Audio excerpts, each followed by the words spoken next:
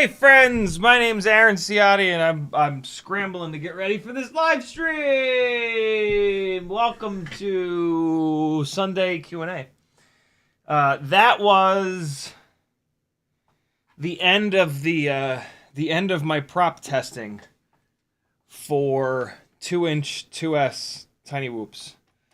And I'm shocked at which ones I think perform the best. I think it's because the motors that I'm running on this thing are pretty big, but 2-inch tinywhoops are kind of big. Like the frames that are available are heavy as hell, and so we kind of might as well run big old motors on them. And so we're going to talk about that today. We're going to talk about the 4 main prop options for 2-inch tinywhoops and what my sort of impressions are on each of them. So that should be fun. This is also a Q&A live stream, as they all are. And, oh, I forgot to put mailbag in the title. It's a mailbag live stream. Hold on. I'm fixing the title right now. Mailbag. There we go. And we're going to fly a bunch of batteries as well. Speaking of, I got to get those on the charger. I've got a bunch of 2S batteries on the charger here. Here's a top tip for you. BT 3.0, when you plug it into the charger, don't plug it all the way in. The charger is not like pushing a ton of voltage into it, and it fits really tight in the tooth stir. So don't push them all the way in there, because otherwise you're gonna put too much. You're gonna put a bunch of stress here when you're unplugging it from the quad anyway, because it fits a little too tight. But you know, that's what she said. So it'll be fine. No, yeah, don't plug them in all the way, because otherwise you're gonna destroy them, and you shouldn't do that. All right, throwing a couple of 1S batteries on the charger here. A bunch of 260s. I've been flying these 260s a lot lately. I'm pretty impressed by them. I mean, you don't get 3 minutes of runtime, but I mean, 2 minutes and 40, that's pretty good. And they're significantly lighter, so nothing wrong with that. I'm kind of digging them. I wrote them off. You do get less power with them. They sag to the point where, like, you don't really get full power when you really hammer full throttle on these higher RPM builds. But, like, you get enough power. It's enough. You get plenty. Stop being greedy. You can be greedy. It's fine. Day 7. I'm making a new folder in here. Day 7 of 04 tinywhoop testing. That's the file I just copied over there from the quad itself. And then we'll grab the file from the goggles. And you know what? Maybe we'll do. No, I can't do that. I don't have a way of. I was gonna say I'll fly the 1.6-inch prop 2S rig inside the house. But you guys don't have a way of watching that, so that's kind of that I would have to, like, you'd have to just watch me Stevie Wonder, and then I would DVR it, and then I would put the thing in the thing, and that's just kind of silly, you know. In the chat, Bad was first, Yannick was next, Motocross Pickles. I don't know if that's actually what it means, but that's what I'm gonna call him now. Michael Kajas, Yannick, King Dingaling, Gusto FPV, Islander, Nerone, Johnny Cat, Spaceman Spiff, Matthew Wegner, Islander FPV, Levster, BMF Spade, Danzel the Terrible, Espander, Robert Pope, CM11783. What's that about?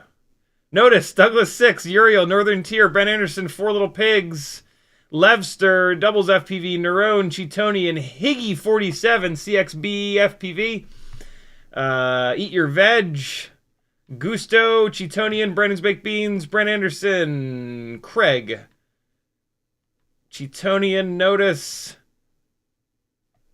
Lots of repeats here. I think I got everybody.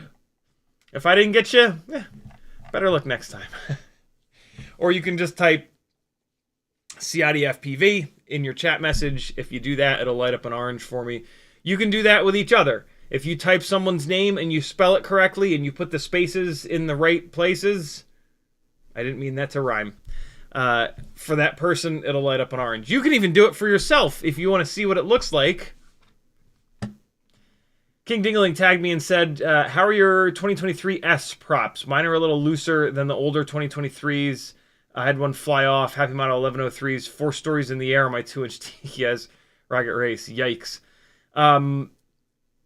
I've been pretty blown away by all of these 2-inch props in terms of how they fit on these HappyModel 1103 motors. They're kind of all perfect.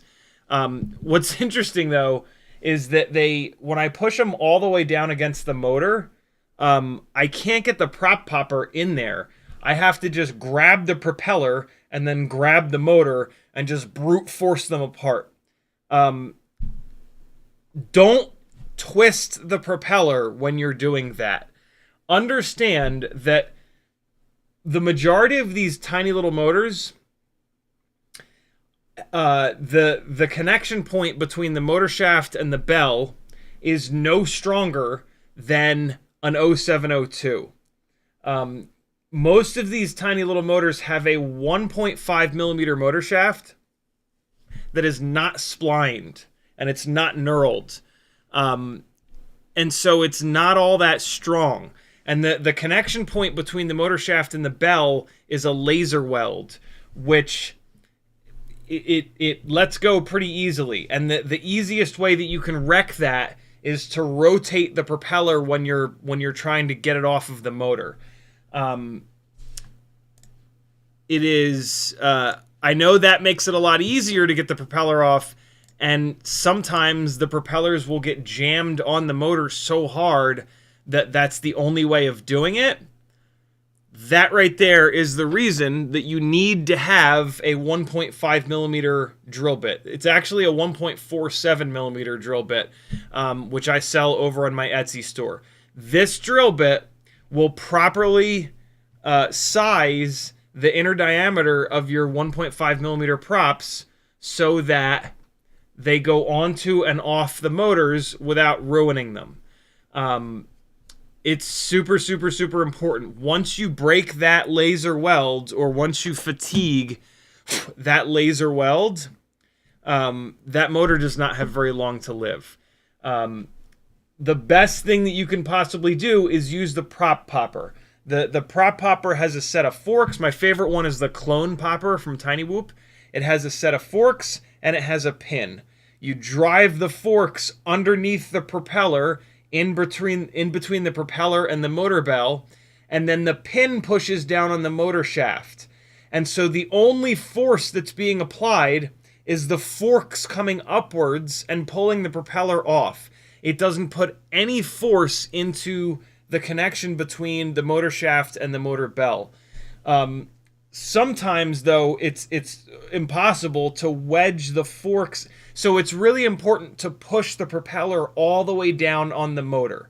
If you don't, if the propeller is sitting up on the bell, these motor shafts are not all that strong. And the higher the propeller, the longer the lever trying to bend that motor shaft. So the best way to make the motor shaft not bend, which is the most common failure point, is to push the propeller all the way down. The other thing that does is when the propeller is all the way down, if this is the motor bell, if the propeller is all the way down here, when it gets hit, the hub of the propeller is actually going to push against the motor bell. As opposed to if the propeller is up even a little bit, it dumps all of that force into the motor shaft itself. And so pushing the props all the way down is really, really important. But again, the problem with doing that is that if you haven't drilled that propeller out, and it doesn't have the perfect inner diameter, which most of them don't, you can push that so hard down against the motor bell that it becomes almost impossible, sometimes impossible, to get the forks of the prop popper in there. The reason that I like the clone popper so much is that the forks are the thinnest, and so there's the best chance of getting these forks in there. Be advised that you can absolutely break the forks on this clone popper. I've broken one already. I was really abusing it though. I had a prop that was stuck on a toothpick rig.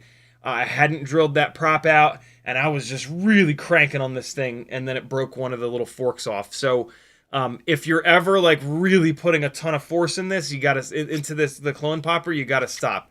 The other prop pullers that are out there that don't have super thin forks, those are the ones that you can use on the really stubborn props. But by that point, like, you're kind of screwed. But by the point that you push a propeller onto a motor too hard, you've actually already hurt that laser weld. Because when you're pushing the propeller on really hard, there's the bell and then there's the motor shaft, and not many motors have a C-clip on top. And so you're trying to break that motor. The harder you push the propeller on, the more you're trying to push that motor shaft down through the bell. The reason why brute forcing, so like I was just flying these, I finally got my GemFan 2009 by 3s. And so as an example, I haven't taken one of these off yet. So I don't want to spin this. If I spin this, since the motor shaft and the bell are not knurled, they're not splined, if I spin it, I can put a shitload of force on that connection on that laser weld. And again, if I fatigue that laser weld, it's game over. The reason that you can just pull and just brute force pull the damn thing is because there's a C-clip on the bottom. And so if you pull on the motor shaft like this, that C-clip is pushing up against the washers. There is a little bit of a gap, though. This is where, like, none of this is a good idea. Like, pushing propellers on and removing propellers from these little motors with a lot of force is bad top to bottom, because there's a little bit of a gap between that C-clip and the washers. And so if I pull this hard enough and slip that motor shaft, it'll close that C-clip up against the gap. But in theory, as I start to pull on it, it's if you're going to put too much force into the motor shaft, this is the way to do it. And again, rotating these props really does a number on that laser weld. And so let me act before. I mean, I was just, to brute force it straight off, just grab the propeller. I do like a little Ninja Turtles thing. And then here's an important bit. Don't put your finger into the hole with the motor leads. You'll break the motor leads off. Go in the other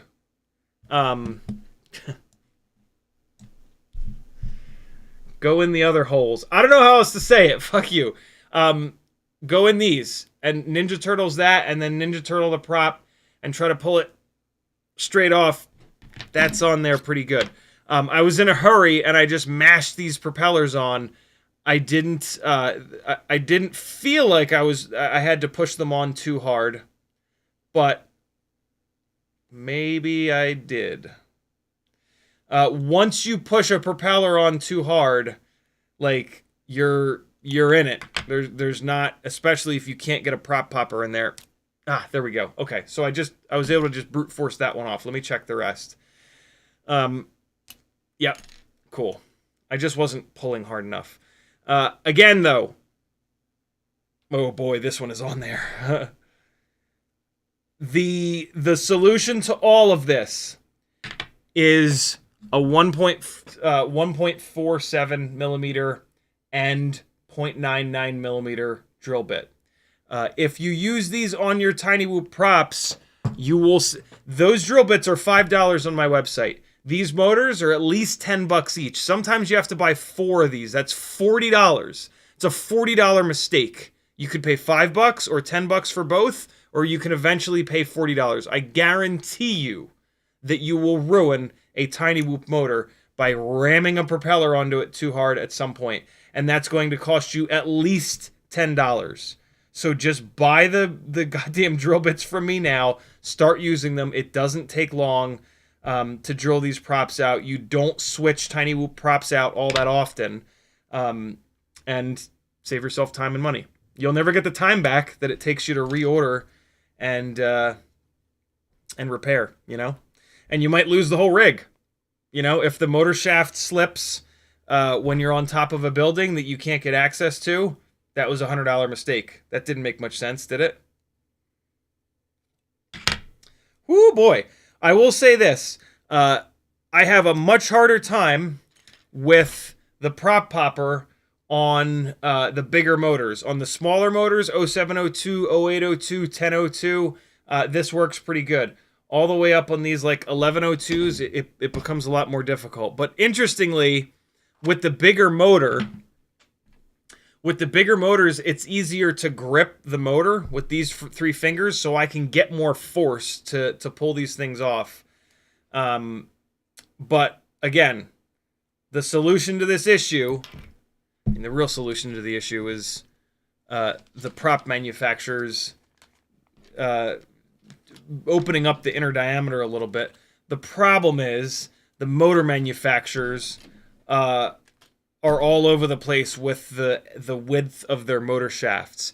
And so if the prop manufacturers open up the inner diameter of the propeller holes there's going to be motors that these props fit too loosely on, and the prop fitting too loose is much more of a pain in the ass than the prop being too tight.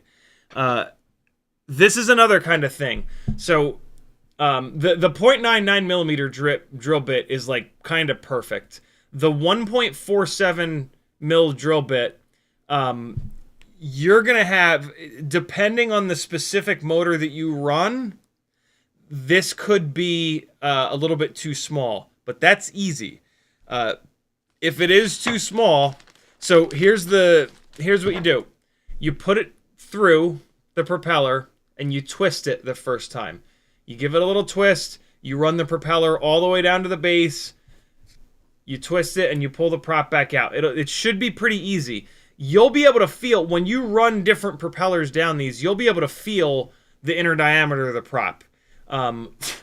If it's really tough to get it going on there, that's a smaller inner diameter, like 1.44, 1.43. If it goes on there pretty easy and you don't feel like you're taking hardly any material off, it's like 1.45, 1.46.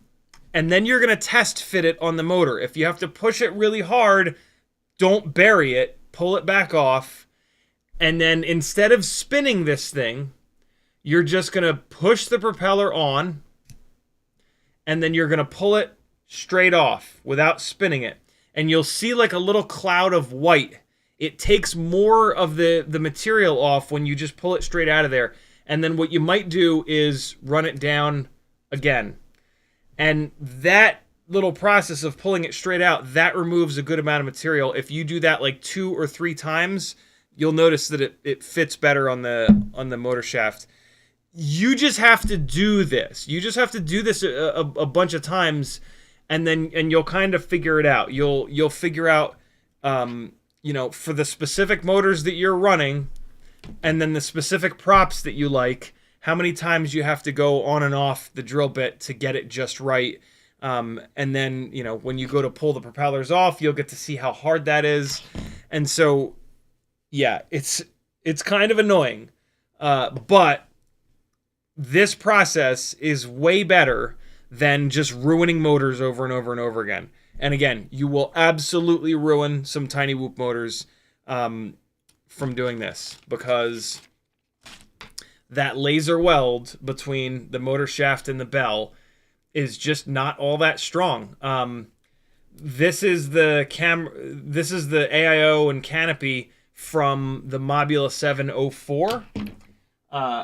I ruined the HappyModel 1102 10,000 kV motors on this thing within one single taking propellers off, putting propellers back on cycle.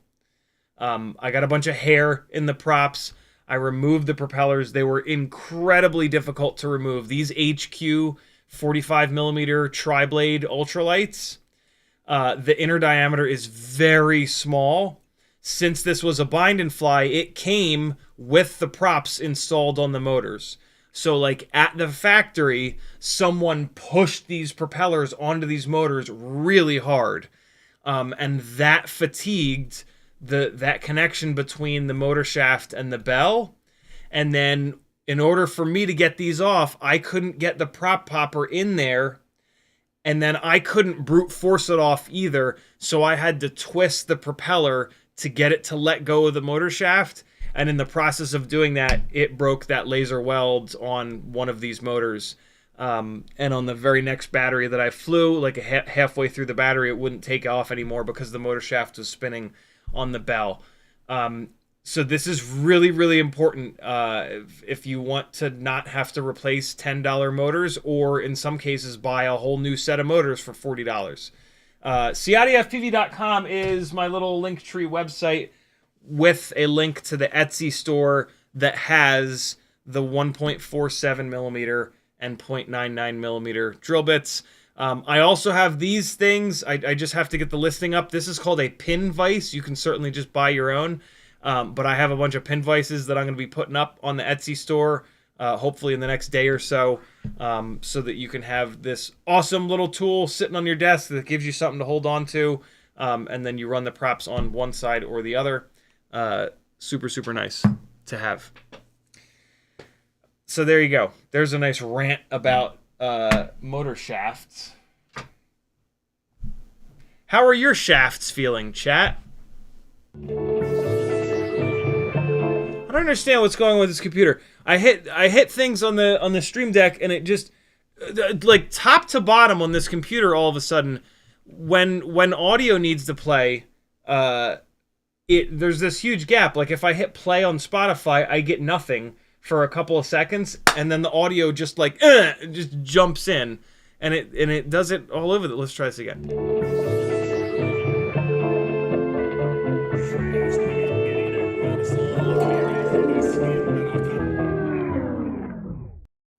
It always works the second time. It's like it has to ram it. It's as if the RAM has slowed down or something. I don't know.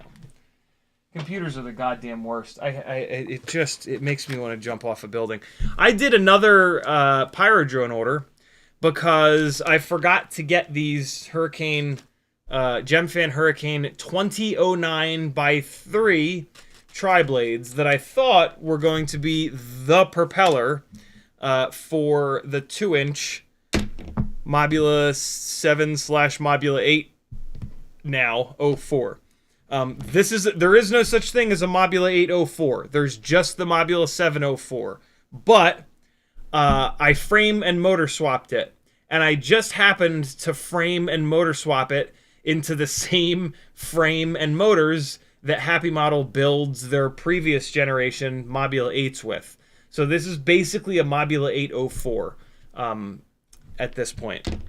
But if you search for Mobula 804, you won't find it. And so, yeah, I specifically did this other Pyro drone order to get these propellers so that I could test all 4 of these 2-inch propellers that I thought would be a good match for tinywhoops. And they are. All 4 of them are decent, but there are 2 that really perform better than the others. In this configuration, we're going to kind of talk about that because these are fairly big, beefy motors, and this is a fairly big, beefy frame.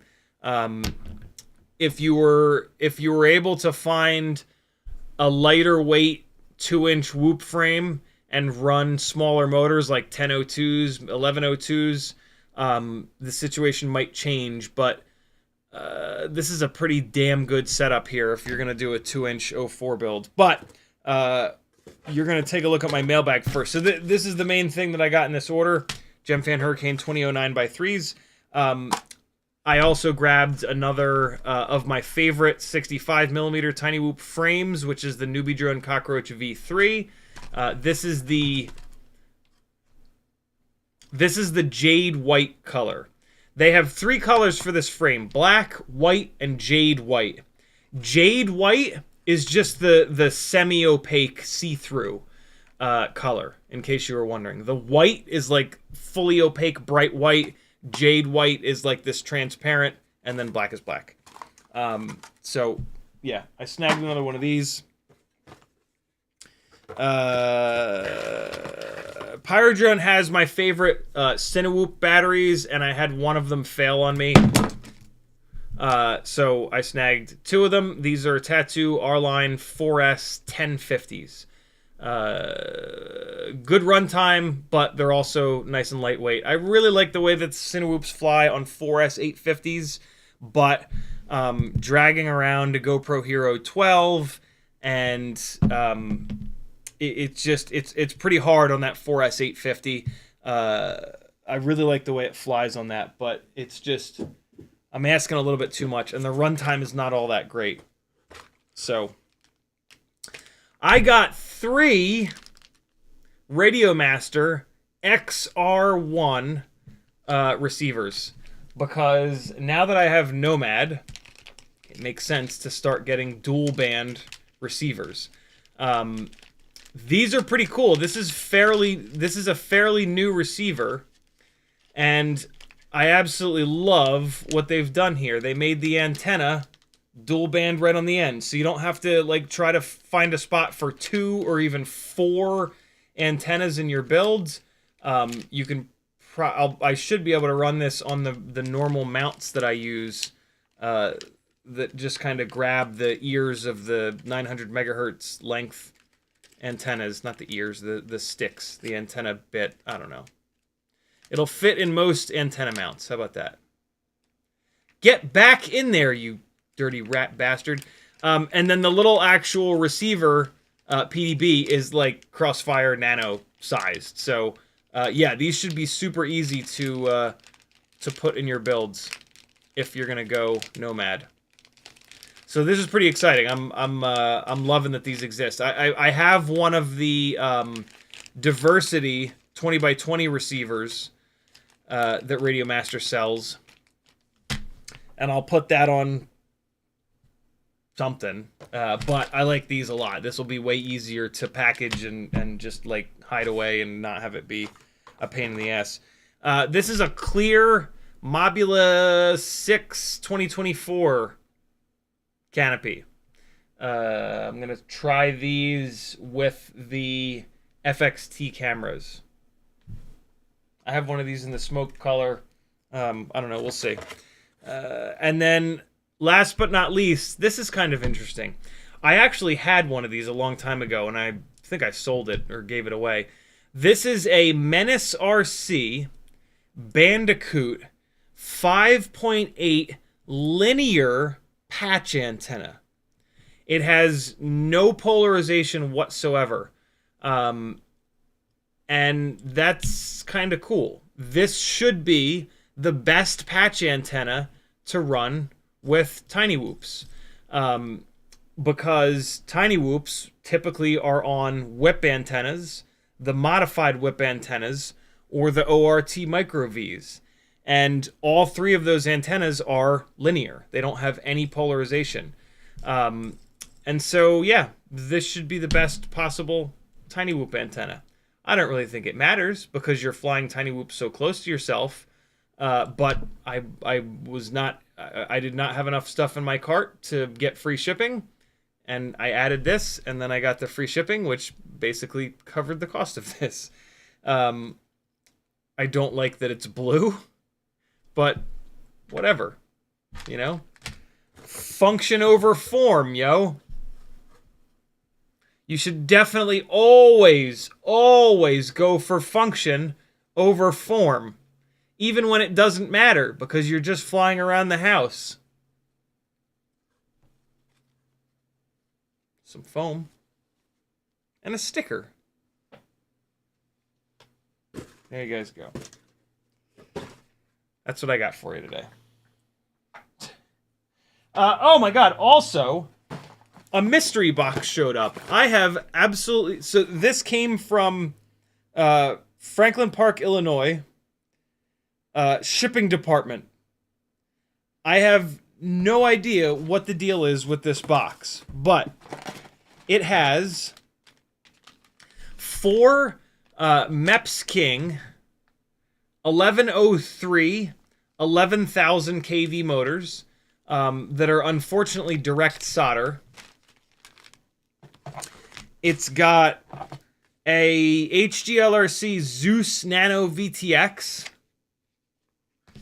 a set of Gemfan Hurricane 2015 biblades in gray, a Beta FPV Meteor 85 frame, a Beta FPV micro light canopy, ELRS, Beta FPV ELRS flat antenna receiver, the one that had all the issues with range, an Ant Nano camera, analog camera, and a MEPS SZF411 AIO 1S 15 amp. This is like a full build, but it's kind of a direct solder motor build, which on tinywhoops is super annoying because a lot of times the motors themselves won't fit through the holes in the frame, and so you have to build it with the frame with the motors threaded through the frame, and it's just infuriating to kind of do it that way. I have no idea what this is. I have no idea who sent this to me. There's no info whatsoever. It feels like somebody sent this to me expecting me to do this for them as a build. This would be like probably a 2 or 3 hour build because of the madness of direct soldering these little motors while they're threaded through the frame. And that's going to cost somebody like $160 to $240 in labor, which is absolutely insane. This is why I don't really offer to do builds for people, because you end up paying like $500 all said and done for a tinywhoop, which is absolutely ridiculous. So yeah, I don't know what this is. I don't know who sent this to me. This AIO is also a plug-based AIO, so these motors won't really. These motors are not a good match for it. So yeah, if you sent me this, please message me and let me know why you sent this to me, because I certainly did not agree to do this build for anyone. If I had, I would have had a conversation with you about parts other than these. Because, yeah, this is a strange assortment of parts here. Meps King did email me a while back about reviewing one of their bind-in flies. And since they've changed their all of their policies that were super shitty from last year and the year before, I said yes, but I certainly did not say yes to a 2 to 3 hour build using a whole bunch of not their parts. So I have no idea what the deal is here. I'm just gonna leave this in the box until someone contacts me about what on earth this is. So yeah, I'm admittedly a little bit confused by this. So if this was you, please get in touch with me. Please do.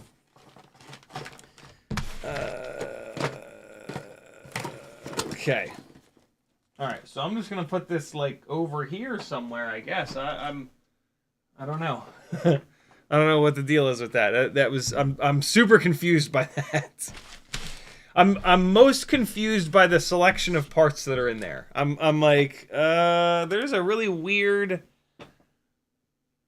part setup in this that like I did not.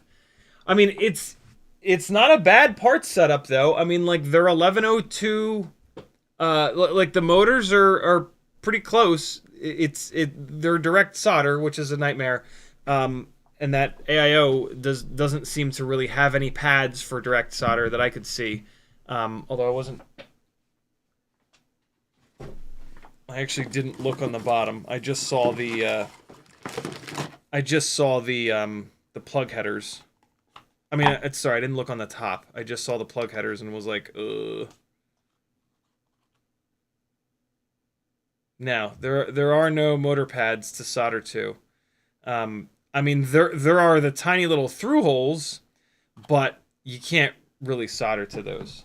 They're infinitely small. So yeah, this is interesting. Sorry, they're 1103 motors. They're 1103 11,000 kV motors. So it's and like 2-inch props and stuff. So it's a super interesting combo. But it's also analog, which is kind of weird. A 2-inch rig, in my opinion, is really for carrying the HD systems. If you're gonna do an analog outdoor 2S tinywhoop, it might as well be a 75 millimeter rig. They have all the power to weight ratio that you'll ever need. So yeah, let me know if that was you that sent it to me, and let me know why. Bad says, props to the great thumbnail. Thank you, dude. Espander says, hey gang of the gang. Hi, CiottiFPV. Four Little Pig says, morning. Neurone says, hi mate, continuing my investigations on 04 Jello. Noticed a big reduction by switching from 2023S to 2015. parentheses, more balanced props. Typically, yeah. Filtering seems to play a big role too. Properly balanced propellers will always have the biggest impact on jello, specifically. Also, almost as important are well-balanced motors. These tiny little motors are very hard to get the balancing mud on, to dynamically balance them at the factory. And so there are tinywhoop motors that are significantly well-balanced than others. And there is no data on that whatsoever. So you just have to buy a bunch of different motors and just kind of try them out if you get to that point. But propellers are the best place to start with jello. Fresh set of propellers, and then just different propellers from different manufacturers. That is the very first thing, and that should be like where 80% of your effort goes if you're dealing with a jello issue. Filtering. Jello is caused by physical vibrations, and so if you have too much filtering, it could be causing delay in the PID loop that can cause some oscillations. Usually those oscillations are too slow to really show up as jello. The easy way to kind of look at that is to just take the master multiplier and move it down a bunch, because the only way that you're going to have these oscillations, not the only way, but like the main way that your PID loop is going to be causing these oscillations is if it's if your PID loop is overactive. I guess even better than that would be, instead of pulling the master multiplier down, pull the P gain slider down. Quick oscillations are caused by too much P gain and not enough D gain. And so if you either push the D gain slider up or pull the P and I gain slider down, that is going to effectively add a bunch more damping. And damping is what chills out those fast oscillations. So, because if you just pull the master multiplier down, that could, if it doesn't have enough D gain and it's oscillating fast, all the master multiplier coming down is going to do is make the oscillations happen slower. Usually that will take care of jello, because jello is caused by faster oscillations. But now that I really think about it, an even better way of taking the filtering and the PID loop out of the equation as to where the hell the jello is coming from is going to be to push the D gain slider if you have any headroom in the tune, or back off the second slider, the P and I gain slider. And so if you take that P and I slider and you move it from like 1.0 down to 0.8, that should kill any PID-related vibrations and totally rule out filtering or any of that jazz. I think I saw Brandon's Baked Beans in the chat. Do you agree, Brandon? One of the things that I hear from people that helps jello is going from 48K to 96. What's happening there is 96K has so much less motor braking that any fast oscillations that were there from an overtuned PID loop go away, because you've taken away so much of the ability for these motors to slow down. And so you've effectively made the tune a lot worse. You've kind of taken that master multiplier and moved it down a bunch by going from 48K to 96. It's going to give you a rig that flies much worse because the lack of motor braking sucks. And so I really don't recommend that. That's putting like a weird Band-Aid like next to the head wound. And being like, see, it's not like if the head wound is like this, you put the Band-Aid like there, and you're like, see, it's bleeding less. Like, no. Put the Band-Aid, center the Band-Aid on the head wound.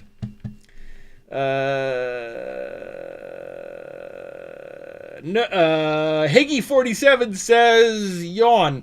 I got out of the hobby a year or so ago, had the DJI V2 goggles. Which do you recommend now? You have to match up the goggles with whatever the video system that you're going to go with. So if you're going to go with the 04 system, you got to get the goggles 3 or the goggles 2. If you're going to go with an 03 air unit, you can go with your existing V2 goggles or the goggles 2, probably, or the goggles 3 as well. If you go walk snail, you got to get walk snail goggles. If you go HD0, you got to get HD0 goggles. So yeah, you got to match the goggles with the VTX and the video system that you go with. Eat Your Veg says, yo, CiottiFPV and peeps. Craig says, howdy gangly gang. Yannick says, happy Sunday fun day. What would the ultimate freestyle 2-inch 2S tiny whoop look like? That remains to be seen, is my reply to that. The only 2S tiny whoop combination of parts that I've ever flown is this right here. It's pretty goddamn good though. But yeah, there's way more testing to be done. I want to test the HGLRC frame. I want to test smaller motors. These 1103s this is a big motor. Look at this, right? So there's a super handy little stator volume calculator. Here's the link to this in the chat. And so if we go 0702, 0802, these are the most common motor sizes, right? So 0702 for 65 millimeter 1S analog and digital tiny whoops. 0802 for 75 millimeter rigs, either 1S or 2S with analog. 1002 for 75 millimeter 2S digital rigs, or 1102s. They run really well as well. And then on this 2-inch build, I've got 1103s. So one of the really easy ways to look at and compare motor sizes as you go up, right? Like, so we know that a 65 millimeter 1S tiny whoop, lightweight tiny whoop, 0702s are perfect. There's like 3 people that prefer 802s. 702 is the way to go. So we know that 702 is perfect for 65. For 75, we're kind of split between 802, 1002, and 1102. So what you can do here, you've got surface and you've got volume. You can look at the jumps between these. So let's just focus on the volume, right? So from 65 to 75, the jump is from 77 to 101, right? You take another jump from analog 75 up to digital 75, and the jump is from 101 to 157, call it 160, at the most 190. Look at this, look how big this jump is up to 2-inch. 1103 is a big ass motor. You know, we've got like we've got like a 20 to 30 millimeter jump in volume here. We've got this is a pretty big jump up to 1102, you know, up to a 90 millimeter jump here from 802 to 1102 or 1002. And then we've got a 100 millimeter jump all the way up to 1103. 1103 is a great motor size, right? So we talk a lot about the ratio of width to height with stators. And for freestyle, you want to be 3-to-1. For cinewhoops, you want to be 4 or 5 or 6-to-1. And so on 1103, 3, 6, 9, 12. So a little bit less than 4-to-1, right? Like I think it's like 3.6-to-1 is the ratio of width to height on an 1103.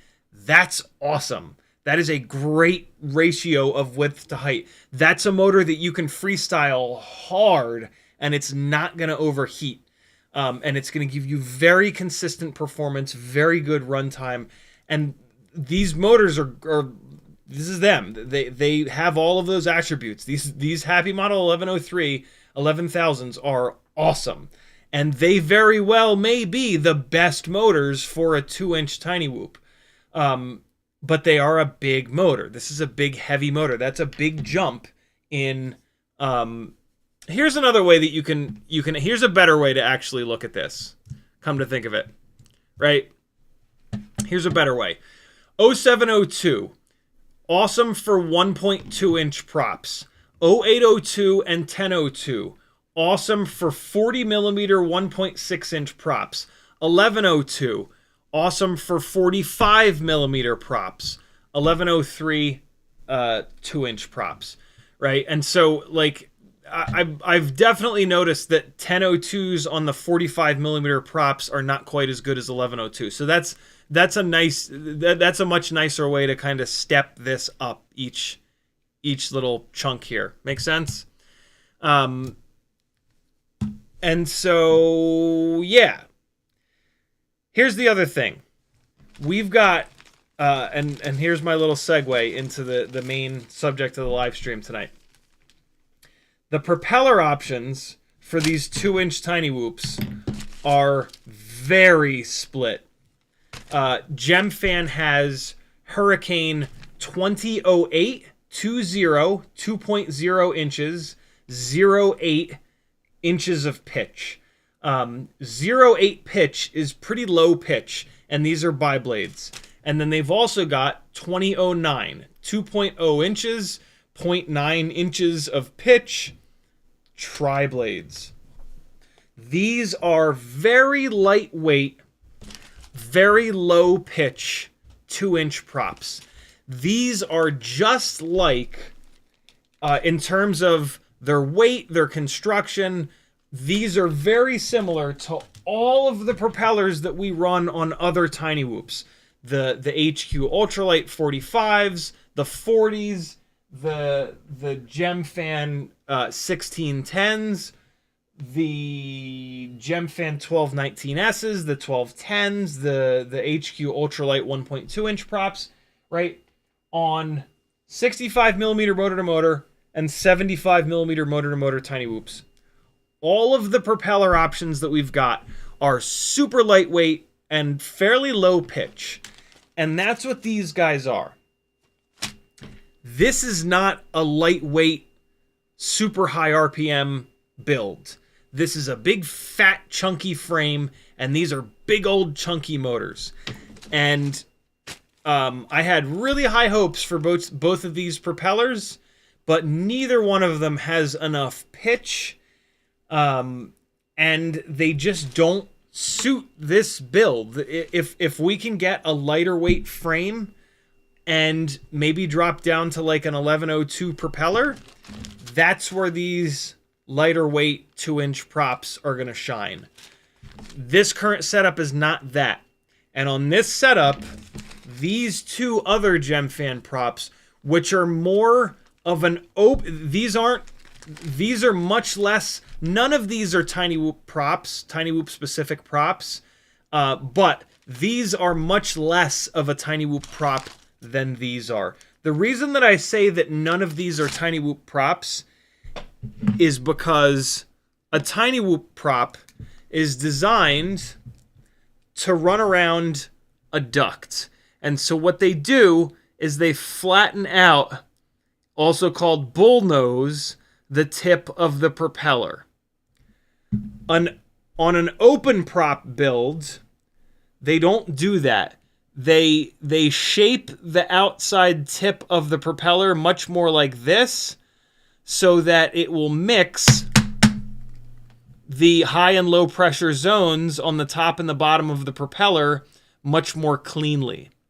And so all of these 2-inch props are optimized for open prop frames, right? Just like a regular frame with an arm and no guard around it. That's not the end of the world. But these heavier props, the ends of the propellers are rounded off even more. And when I noticed that, I was like, oh, I really hope that these lighter weight propellers are going to work. But it doesn't, like I said, it's not the end of the world. These two propellers, these are the GemFan 1215 I'm sorry, 2015, 2.0 inches, 1.5 inches of pitch, and biblades. And then these tri-blades are Gemfan 2023S tri-blades. More pitchy and more blades. On this exact setup, these 2015s, it actually goes in order of pitch. The 2008s are the worst. The 2009s are a little bit better. The 2015s are significantly better. And then the 2023Ss are the best.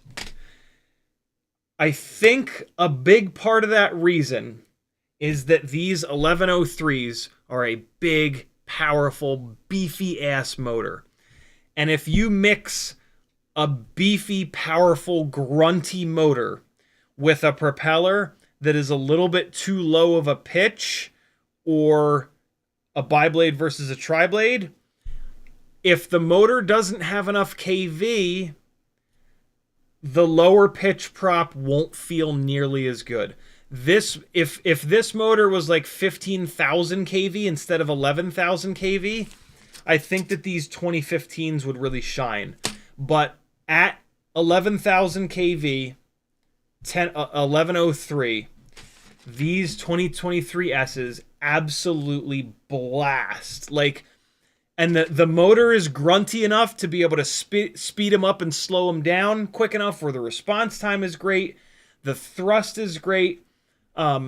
Too much torque from a motor, too much stator volume with not enough RPM gives you a very weird kind of flight experience. It can spin up and slow the propeller down very quickly. So the response time is there, but it doesn't make enough thrust. So it's a very interesting flight experience where, like, it has this instantaneous hit of movement, but then it doesn't have enough thrust to really keep pushing. And so, like, when you do a really fast stick movement, you'll get a beautiful, like, mind-reading initial reaction, but then it almost kind of can't keep up with the rotation that you're asking from it at full deflection, at full stick when you're in the plastic. And it's weird. It can almost cause, like, a weird bounce back effect, because, like, it's super interesting. It's nowhere near as bad as too small of a motor on too big of a propeller. If the propeller is too heavy or too pitchy and the motor is too small, the response time suffers, and when you make a quick stick input, it slowly attacks, and it doesn't have that, like, super locked in, like, mind reading feel. It feels lazy, and that causes all kinds of issues. And so that situation is way worse. That situation, in fairness, is more efficient. You've got the lightest possible motor on there, so that's what, like, the long range guys will do a lot of the time. They'll run a motor that's a little bit too small for the propeller. This is why DJI rigs fly the way that they do. It's why they get such crazy run. One of the reasons they get such crazy runtime, but it's why they sit down into prop wash and they can't handle the prop wash and stuff like that, right? And so that's the flight experience with these motors on these super low pitch props, 2008 and 2009. I'm hoping that with the HGLRC frame, which I'm going to try on here whenever I can either find the one that I know that I have in this house or break down and order one, I'm hoping that frame is going to be significantly lighter than this HappyModel frame. And at that point, I'm going to try out a smaller motor. I have another one of these HGLRC frames with an RC and Power 1003 motor. This is 1103. This is 1003. We'll see. We'll see how this is. I don't think these motors are going to suit this frame. I feel like these 1103s are the perfect motor for the weight of this frame. But this will be the first kind of data point that I get in terms of on a 2-inch rig, 1103 versus 1003. I also want to try some 1102s, but I'm only going to try the 1102s on a lighter weight frame. This HappyModel 2-inch frame is beefy as shit, like overly heavy, I think. And so, yeah, more testing is needed to have any idea of what the best... Not that there really is best, right? There's just different. I'm somebody that flies pretty aggressive freestyle, and so for me, and I demand a lot of durability, and I crash a lot. And so for me, this might be the perfect build. If you don't crash as much, if you value runtime more over flight characteristics, there's a number of different things that might make this not the perfect build for you or you or you or you or you or you or you. Yeah, one of the big things that I try to do, and one of the reasons that I'm so hardcore about staying long form content on this YouTube channel, is that there legitimately is no best. There is just different. And I prefer not to just shit videos out that say, like, every single new bind and fly is the best thing on earth and you need to buy it right now. I want to have these discussions and to educate all of you so that you can figure out what the perfect build is for you.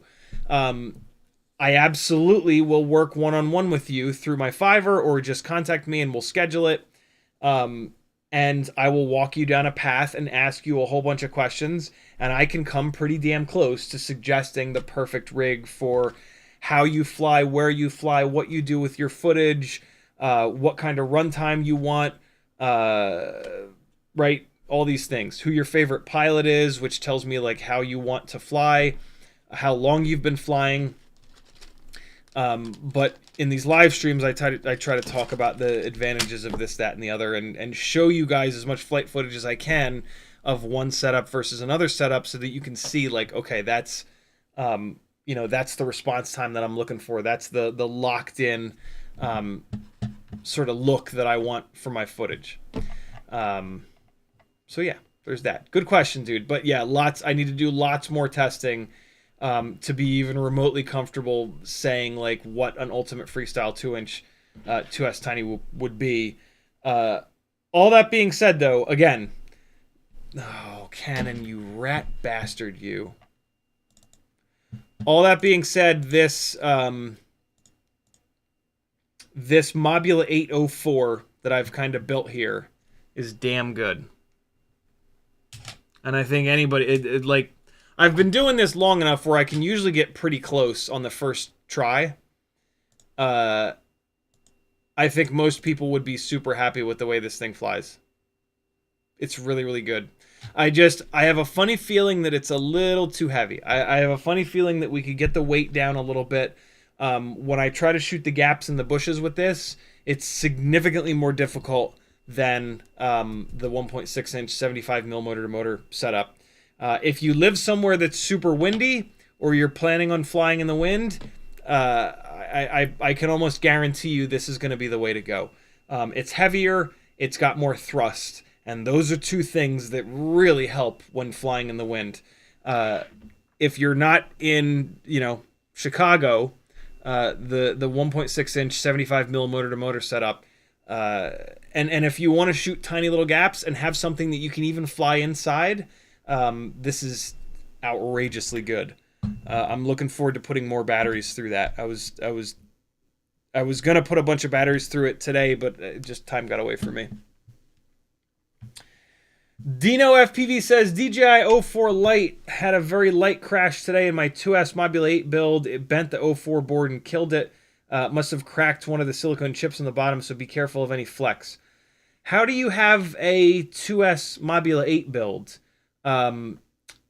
Typically, what kills the 04 lights is a canopy, essentially improperly designed canopies. I have crashed the ever-loving shit out of this Mobula 704 with the HappyModel canopy, and everything is fine. I have hundreds already of crashes in this when it was on the other frame, and it's completely fine. Probably because this canopy design keeps the supports for the canopy here very far away from the 04 Lite board. The canopy is also kind of lightweight, so it's a little bit sort of movable, but yeah, that's super important. I think a lot of people are breaking 04 VTXs because they're putting TPU canopies on them, and TPU is just really, really, really soft. And so then you've got the camera slamming down into the VTX, and that'll break anything. You know, this is a problem that tinywhoop racers have with the AIOs. The cameras slam down into the AIO and blow the AIO up.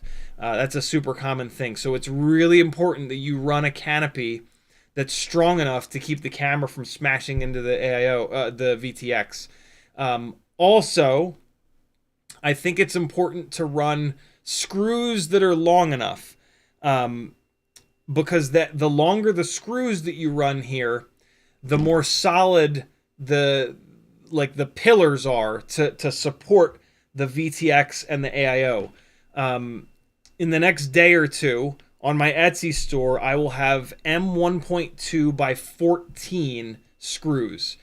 This Mobula 7 canopy comes with M1.2 by 12 screws, which are just barely long enough, but the M1.2 by 14 screws are going to be better because they're going to go, so that on the frame, you've got that plastic post, right?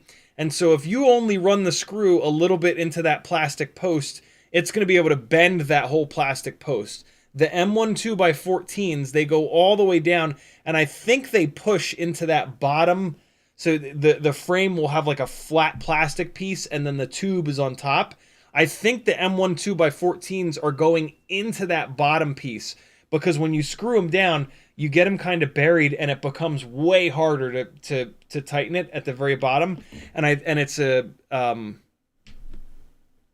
like a self-tapping style screw with the real fine point. And so I think that fine point is driving itself into that nice solid bottom piece, because when I go to move this around, like, it is super solid. There's a little bit of movement, I guess, but like, this is very, very solid here. Of course, it's not going to focus because there's only like 7,000 things for it to focus. There you go. There's, of course, a little bit of movement because we're screwing into plastic, but not much. See what I'm saying? And I'm pushing pretty hard. Like, that's me really pushing on it. Some of the movement you're seeing is actually the frame, the ducts flexing. So yeah, this is important. You don't want this to be flopping all over the place. This is the Mobula 7 V3 frame. And again, I've got those screws going all the way down into that plastic post in there to make that structure as solid as possible. I've not broken one of these 04s yet, and like I said, I've crashed them a lot. Maybe they'll break the next time I fly them, I don't know. But this is something that I kind of figured out when the walk snail lights started breaking. I looked at, like, unfortunately, they would just die, like, at random, seemingly. They weren't really dying in crashes, but I did take a bunch of time to, like, look at how it's mounted and be like, well, I'm going to do whatever I possibly can to make this not happen. And unfortunately, nothing seemed to help. So, I don't know. Take that with a grain of salt, I guess. Woo! Craig says, spaces in the right spaces. Craig also says, how about a really thin flat blade screwdriver to pry off carefully the propeller, which is on too close? I've never found a screwdriver. The forks on this clone popper are like as thin as you can go before it becomes too thin and you end up bending or breaking the metal. Also, when you're trying to get these props off, the guards are in the way. And so, like, it's hard to get anything in there. But the forks on that clone popper are thinner than any thin blade screwdriver that I have. Even like precision Weha screwdrivers that are flat blades, the clone popper is, the forks are very skinny. I've tried so many different ways to get props off and over the years, and the clone popper is absolutely the best. The forks are just right. I've thought about sharpening the ends of the forks, but again, I think that it would work once and then it would just bend it or break it. They're already kind of just right, I think.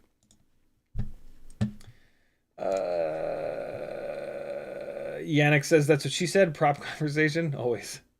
Eat Your Veg says, PayPal dude, I made a quick video for you too. Link in the email. It shows the conical Dremel bit for modifying cockroach frames. Nice. Carolyn Barnett sent $12.12. Thank you so much. Says yo from the UK, Aaron. Please watch this quick video I made. Let's see. Quick little link to it in here.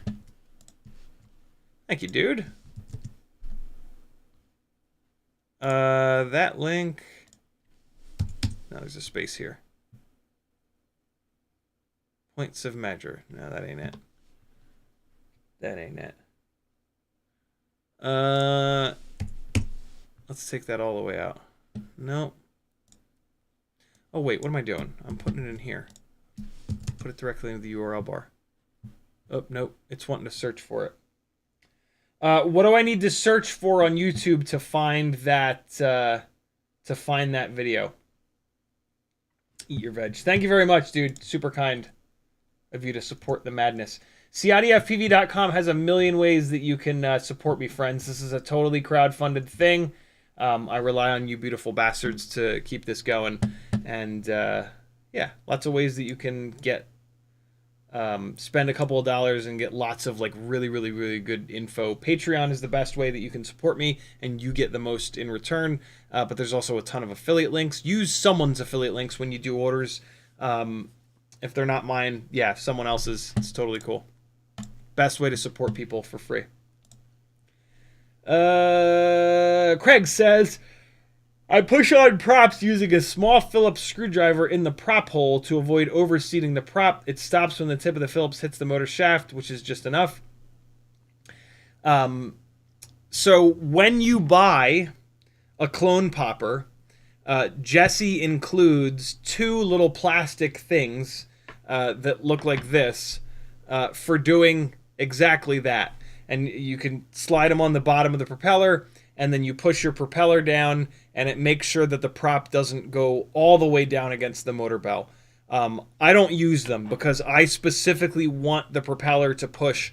I want the hub of the propeller to push all the way down against the motor bell so that when that propeller side loads, that the motor shaft doesn't have to take all of the energy. Some of the energy is being taken up by the hub of the prop pushing against the motor bell. And I know that it works because after a whole bunch of crashes, the prop will have slid up a little bit. So I know that the motor shaft is flexing a little bit, and that's allowing the prop to just bump up, bump up, bump up, bump up, bump up, bump up, just, you know, a fraction of a millimeter at a time. And so, yeah, there's that. What's up, little boo? Oh my god, you're returning my hot glue gun. Thank you. I think that's the first time that either of you kids have ever given me something back. The guy says, with his dad's precision-tipped Lindstrom, Sweden pliers to the right of his desk. I get it now. I'm sorry, Dad. I'm sorry. I got a fucking bunch of my dad's tools. Not that many, but hold on. I got a fucking bunch of my dad's tools in here. It's fun to buy tools, though. At this point, like, my dad offers to send me some of his tools, and I'm just like, nah, man, I want to buy something shiny and fancy. Buying like a fancy, shiny tool, like, I don't like working on these fucking things, but, like, if I've just bought, like, a nice tool, it takes the sting off a little bit, and it's like, well, at least I get to use these $40 MIP drivers. Jesus. There's how can I not? I'm sure there's... I'm actually pretty proud of myself. I don't think I have that many. They're probably all out in the garage. I know I have more than just this one. This is the best one, though, man. These are... I do not regret stealing these from my father. Lindstrom 7890. 7890. These are unbelievably good.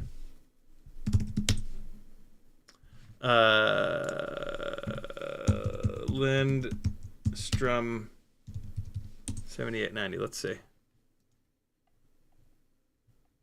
Oh my god. Oh my god.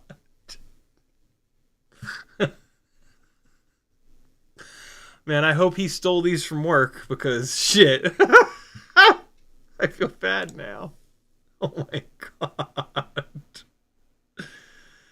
Boy, are these nice. I will absolutely say that. For $47 is pretty nuts, but man, are these nice. These are what I use to get the C-clips off. I mean, these are what I use for any kind of precision work. But yeah, these are specifically what I use for getting the C-clips off. These jaws are like strong as hell. They're expensive because this metal is strong as hell. I've never had needle nose pliers like these that are this thin at the tip, that don't just bend all up the first time you put any amount of force into them. So they're using a nice metal. It's probably tool steel, high performance steel alloy, they say. But yeah, it's tough hardened 42 to 46 HRC. So there you go. If you want to spend $48 on a pair of needle nose pliers, that's how to do it. Jesus. Lindstrom, and look how nice this Lindstrom stuff is. Look at that nice white. Ooh, that is just delicious. Ooh, that blue. Come on. Ooh, that yellow looks terrible. Maybe not. If you like yellow, you're gonna like it. Buy tools that are the color that you prefer.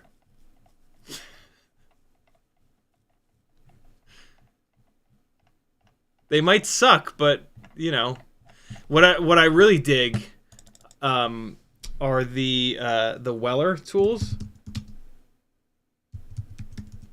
because they're in that Weller blue. These are the flush cutters that I have, and I'm not gonna say that they're any better than like the red and black flush cutters that you can get for like $5 on Amazon.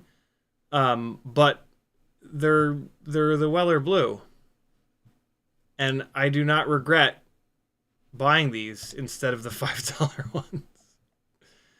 Oh look, they got a bunch. Weller's got a bunch of. Maybe these are good. Probably fine. $30 they better be. Look, that guy's using them for a capacitor. They must be good. Moving on. Uriel says, those battery welders, can you spot weld the new Axis? They would be I don't know what that word is. Great CiottiFPV. I don't know anything about making batteries, so I don't know anything about battery welders. It's too sketchy for me, and batteries are too cheap for us to buy pre-made. So I'm not the guy to ask about that. Brandonson says, have you done an analog 2S yet? I can't recall. Yeah, a bunch.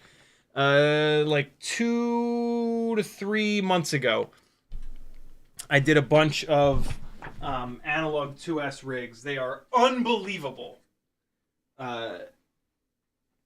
Just like the most fun things to fly out in front of your house. Mobula 7 V3 frame.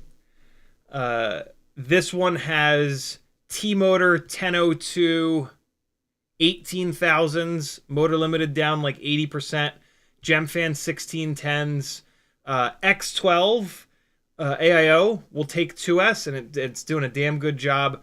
BT 3.0 going through the back of the frame here, super slick. Whatever camera and canopy you want, and then the real magic button are these little tinywhoop 2S 300 mAh BT 3.0 batteries. Crazy lightweight, crazy power, not too much power, but just like unbelievable. And then the other one that I have that I actually like even better is the same build, but HappyModel tinywhoop Hex 802, 19,000 kV motors, still motor limited down to 80%. This one's even lighter weight, and these motors make plenty of power. The 1002 rig, you can feel that it's heavier. It does make a little bit more power, but you don't need it. This 802 build is just insane, and it's like stupidly lightweight. Really, really, really fun. These are two of my favorite rigs right now. Going through the garden and shit, they're so lightweight. They just like carve in through the little tiny gaps. These set the bar really high for all the rest of these 2S rigs. But that's okay. That makes me very picky about these 04 builds, which is a good thing. But yeah, 2S 75 analog is phenomenal. The only problem at the moment is those 2S 300 mAh tinywhoop batteries with the BT 3.0 leads have been sold out for a while. Talha says, do you change your rates, Expo, when you change from 75 to 2.5, cinewhoop 5-inch? Nope. Never, ever, ever, ever change your rates. Throttle Expo? Absolutely. Throttle Expo has to change between every single rig. You even kind of need to change it every different location that you fly. But your rates should never change between any of your rigs. That is a way of not having the that is the best way to make it harder for yourself to get better at flying, basically, because when the rates change, it's a massive adjustment period that you have to go through every single time you fly one rig to the next rig to the next rig, getting used to those rates. Morton Upshot says, we hear mailbag audio. Okay, so you don't have the weird gap in the beginning of the audio? Let me try it again. It'll probably be fine this time, but let me just see. Nope, see, for me, when I push the mailbag button, I get no audio, the video starts, and then it goes, and then it even went like, and it hiccuped a bunch. If you guys aren't getting that, then I'm fine. I don't care if I get the weird gap, but I don't want that weird gap to go out in the live stream. Somebody tag me again and tell me if you got that, if you got the audio perfectly from the beginning of that mailbag thing. By the way, I stole that from Mighty Car Mods. Go subscribe to them here. It's the best car and off-roading and rotary channel in the whole wide world. Craig says, the Cockroach V3.1 frames, do you get PP or PC plastic? Whichever one's lighter. I think it's PP. I think I'm a fan of PPs rather than PCs. Whichever one doesn't give you the purple option. I'm pretty sure it's PP. It doesn't say on here, but the purple frame is the heavier plastic. What did I just step on? Ah, a little stick. Okay. Denzel the Turtle says paint it. Paint what? The tinywhoop frame? That paint would last one battery with how often I crash. If you want to paint a frame, you dye it. You can dye frames. Buy some RIT dye from the store. Take a pan that you hate, boil some water, dump the RIT dye in, put the frame. You can even dye propellers. You just have to remember that dyeing things is an additive process. So if you've got like something that's blue and then you dye it red, it's going to come out like brown, not purple. Dyeing is different than like monitors. It's not like a proper RGB experience, so it's a little bit weird. Denzel the Turtle says, I painted my Micro V white bits orange to match. Looking good equals flying good. Very cool. Take a picture of that. I want to see that. That sounds cool. Brandon Anderson says, I did a build with T-Motor 1103 11,000s and all the issues. Yes, but like you said, big it up. They can handle it and roar on. What kind of a build? I didn't even know. I haven't even really looked at the 1103s that are available. But there probably aren't many with motor plugs, and I'm trying to stay with motor plugs. Bob Noxus is in the house. What's up, homie? If you guys are not subscribed to him on Instagram and Facebook, you're missing out. He's an awesome dude going through an awesome journey and just kicking life's ass in the balls. Pequeño Frijole, how you been, dude? He says, can you or anyone else here confirm if the tinywhoop 450 mAh or 550 mAh 1S batteries fits in the Air 75 frame? Yes, they will both fit.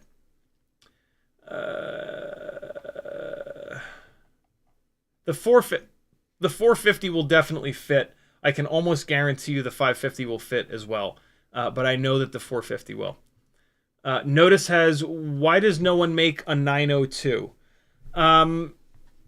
Because we haven't demanded that they make it yet. Also, like, there's really nothing that would be for. The jump from 802 to 1002 is like completely fine. 702 is a thing because 802 was a little bit too big for when the 65mm rigs got smaller. But yeah, the jump from 802 to 1002 is not so drastic that we need something in between. 903 would be better than 902, but I don't think we need that either. Dave S says, makes me wonder what a 4-blade would do on it now. 4 blades are too heavy. And so the response time goes to hell, and they're also very inefficient. So a 4-blade on a tinywhoop is not a great idea. 2 blades are the best on tinywhoops because the biggest problem with tinywhoops is that as propellers get smaller and smaller, they get much less efficient. And a biblade is the most efficient possible propeller.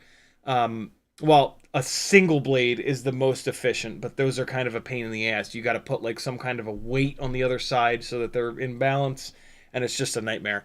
So biblades are the kings of efficiency, and so with the smallest possible prop size, the size of the propeller is the least efficient. So for me, I always want to try to go biblades on tinywhoops.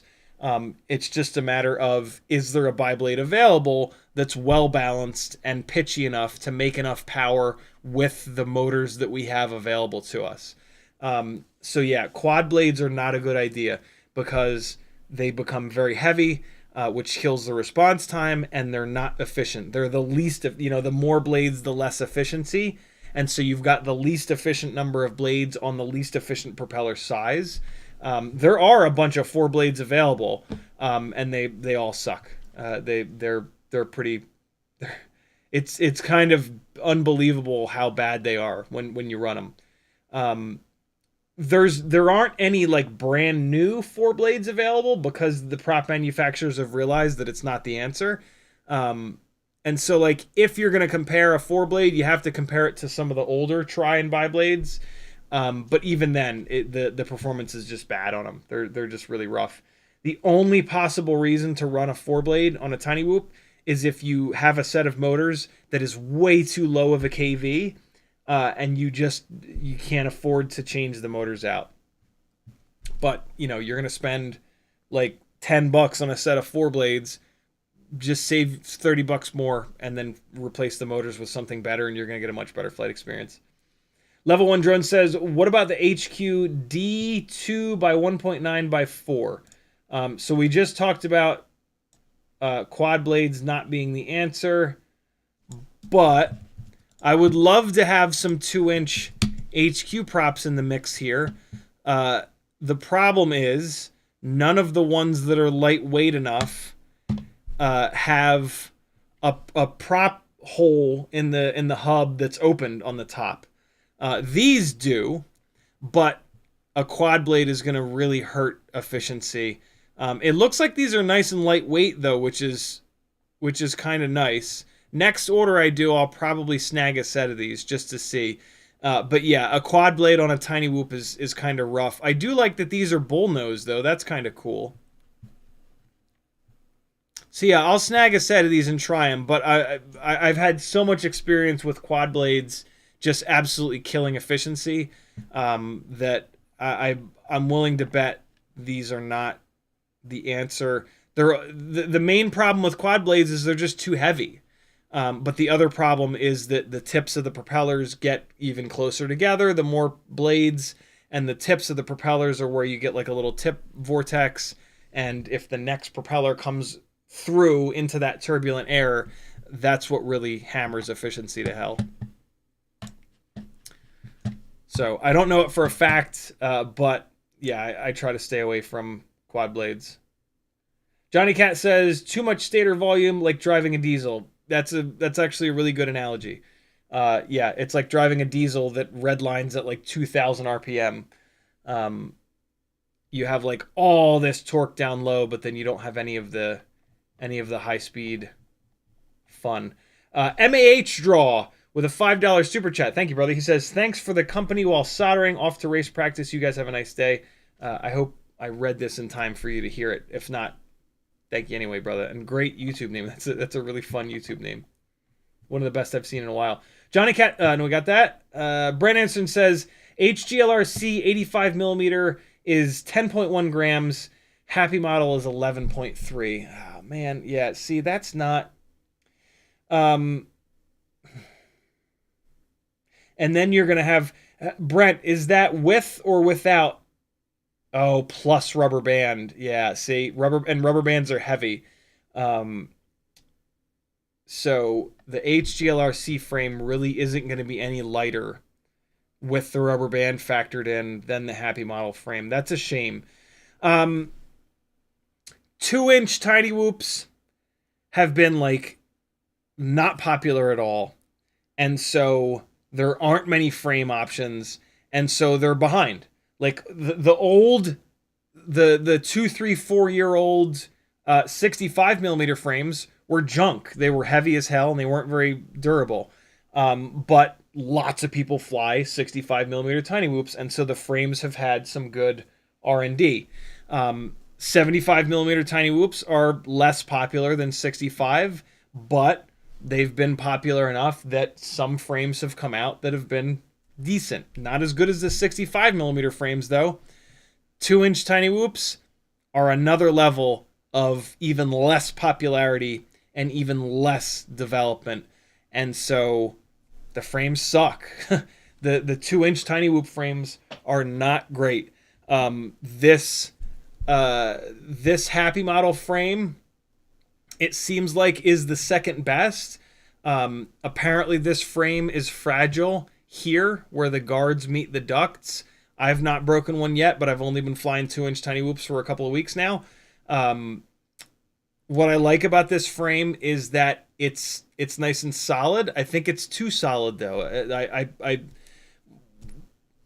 with the 65 millimeter frames in particular, they're wobbly as shit now, but they're super lightweight and they black box fine and they tune totally fine.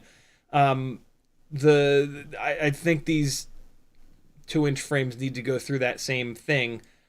I don't know if they will though, because I don't know if a lot of people are going to build and buy 2-inch tinywhoops. And so this might be about as good as it gets. The HGLRC frame is apparently more durable than this. With the rubber band, it uses a rubber band to hold the batteries in, which is super annoying, in my opinion.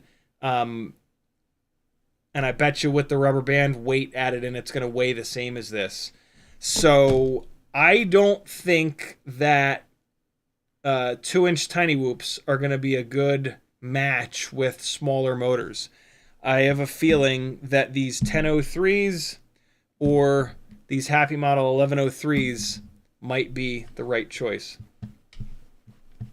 I wonder if YouTube will crash first or if Canon's stupid software will crash first. Place your bets. Place your bets.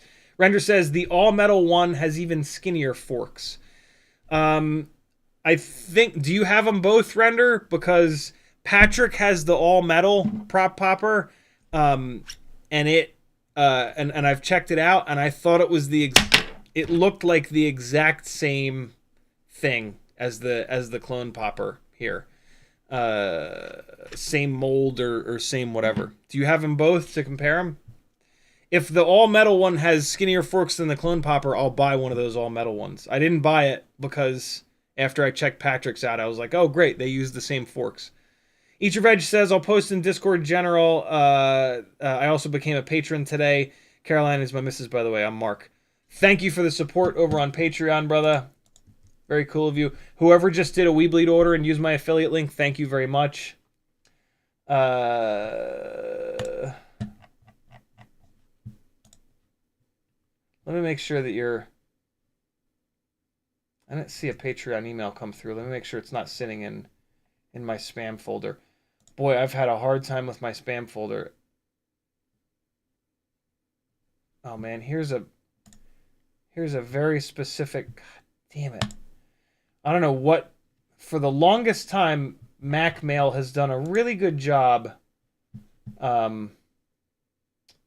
with not putting stuff in the junk folder that didn't belong. All of a sudden lately, it's been a disaster. I just found a personal email sent to me from a human being about an FPV event in Europe sitting in this junk folder, which is just the fucking worst. If you guys have been emailing... Look, email is one of the worst ways to get in touch with me. If you email me and you don't hear back from me, this is why. Also because I get absolutely hammered in my email. So, yeah, CiottiFPV.com has a bunch of other ways you can get in touch with me. Instagram is the best. Discord is probably the second best. Facebook Messenger, don't use Facebook.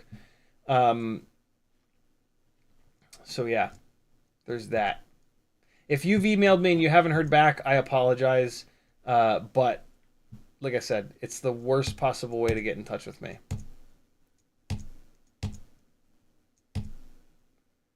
I went through a bunch of these the other night, and it looks like it's actually not... Ooh. There's a Ukraine chick that wanted to hook up with me. I'm sure that was legit. Ah, Royal Mail Dispatch Center. Apparently I've got an improper address. I'm sure that's legit. Oh, more Russian girls. Hold on. Oh.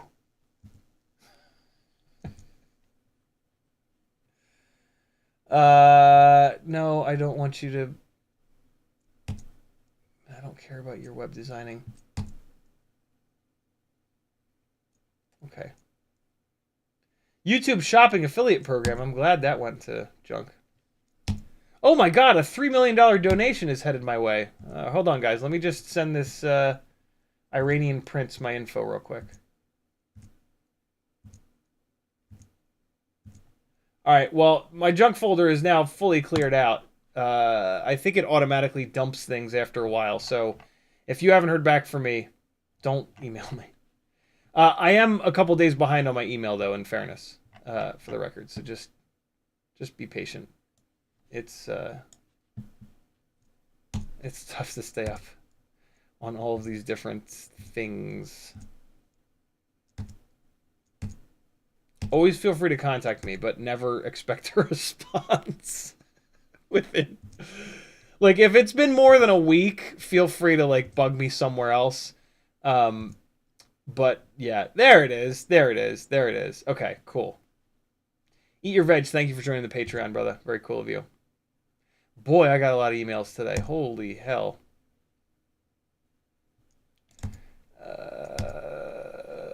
All right, we're good.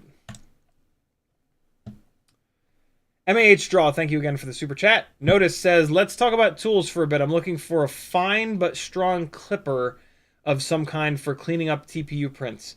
I use these Weller flush cutters that were like $15 that we looked at before.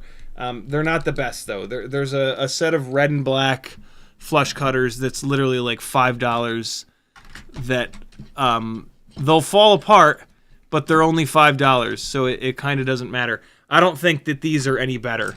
My experience with these flush cutters is that you end up using them to cut something that's too hard, and you fuck them up anyway, so it doesn't make a whole lot of sense. Here we go. Go ahead and crash, Canon, so I can restart you again. I don't see the point in spending a lot of money in these unless you're going to be careful with them and not... You're not supposed to cut, like, is it copper, I think? There's a metal that fucks up the edges on these flush cutters. And I'm not careful enough to not just crank on these things. And so I don't find it... For me, it's not a great idea to get, like, a $50 set of those, because I'll just end up jacking them up. Zarkad says, what do you think is the smallest size drone that could realistically use an 04 Pro? Exactly what I've been building. 75mm motor to motor, 1.6 inch prop. I see some no-name drones as small as 1.4 inch 3S. That's a terrible idea. But should I believe that's possible? At some point, my beta FPV order from January will get here. And in that order is their new 1S Matrix AIO, and I will be building a 65mm 1S RC drift car chasing 04 build with no props in view. I don't recommend that anyone else do that. Encoding overloaded. Why is kernel tasks taking up 200% of the CPU?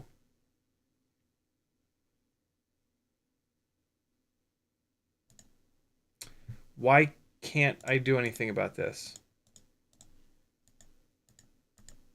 Why can't I get info or anything? God damn it. Running Spotlight Diagnostics. What? Oh, it's YouTube that's going to shit the bed. There it is. Google's using up 300% of the CPU. Oh my god, I can't do that diagnostics thing. It's going to take 10,000 days.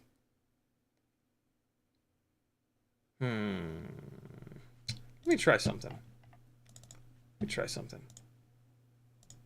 If I do that, will that make kernel task go away?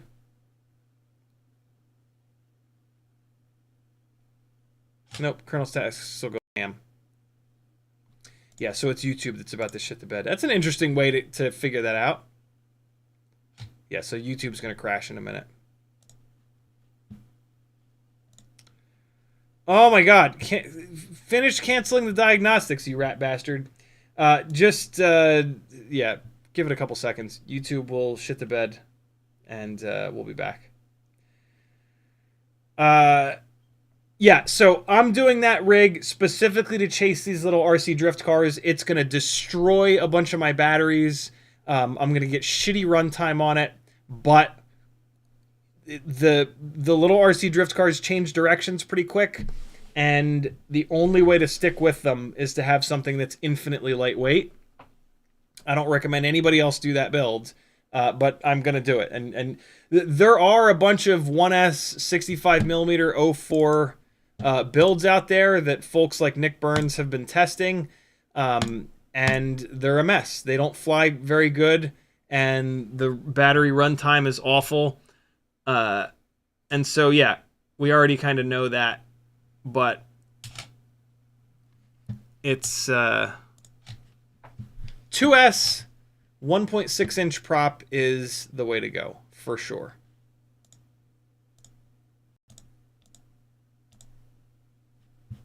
Come on, webcam utility, please. There we go.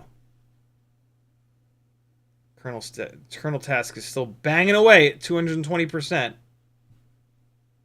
This is ridiculous. Come on, YouTube. Crash, you dick. What if I just refresh this YouTube live streaming window? Will that help? Usually it doesn't. Maybe it did this time. Nope. Doesn't help. And now it won't restart.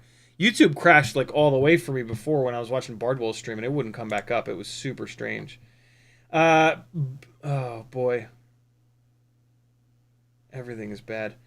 Boondock Striker says, my uncle is a watchmaker. I took his real glass loop 1,000,000 times better than plastic loops. Oh my god. I can't imagine a real glass loop. That would be delightful. Alright, this stream is just going to suck now, I guess. The stream is going to suck until YouTube inevitably crashes.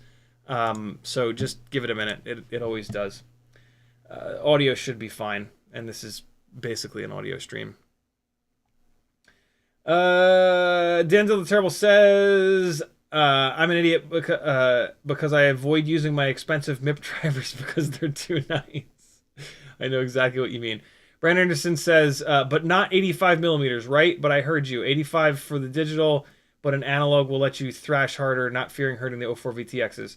That was at 426. When you say, but not 85 millimeters, right? I'm sure that I said something at 425 that was in reference to, but I don't know what that was. So you got to give me more to go off of.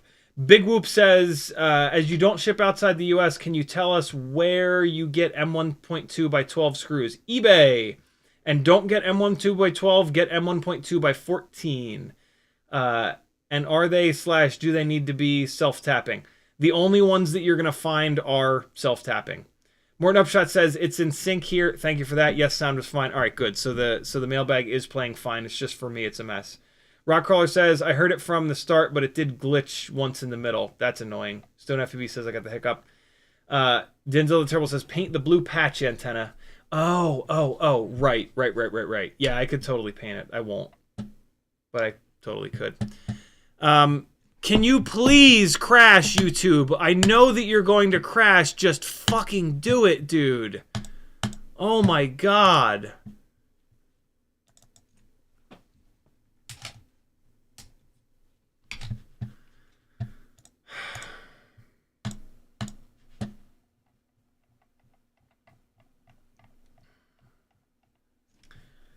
Shitification is real.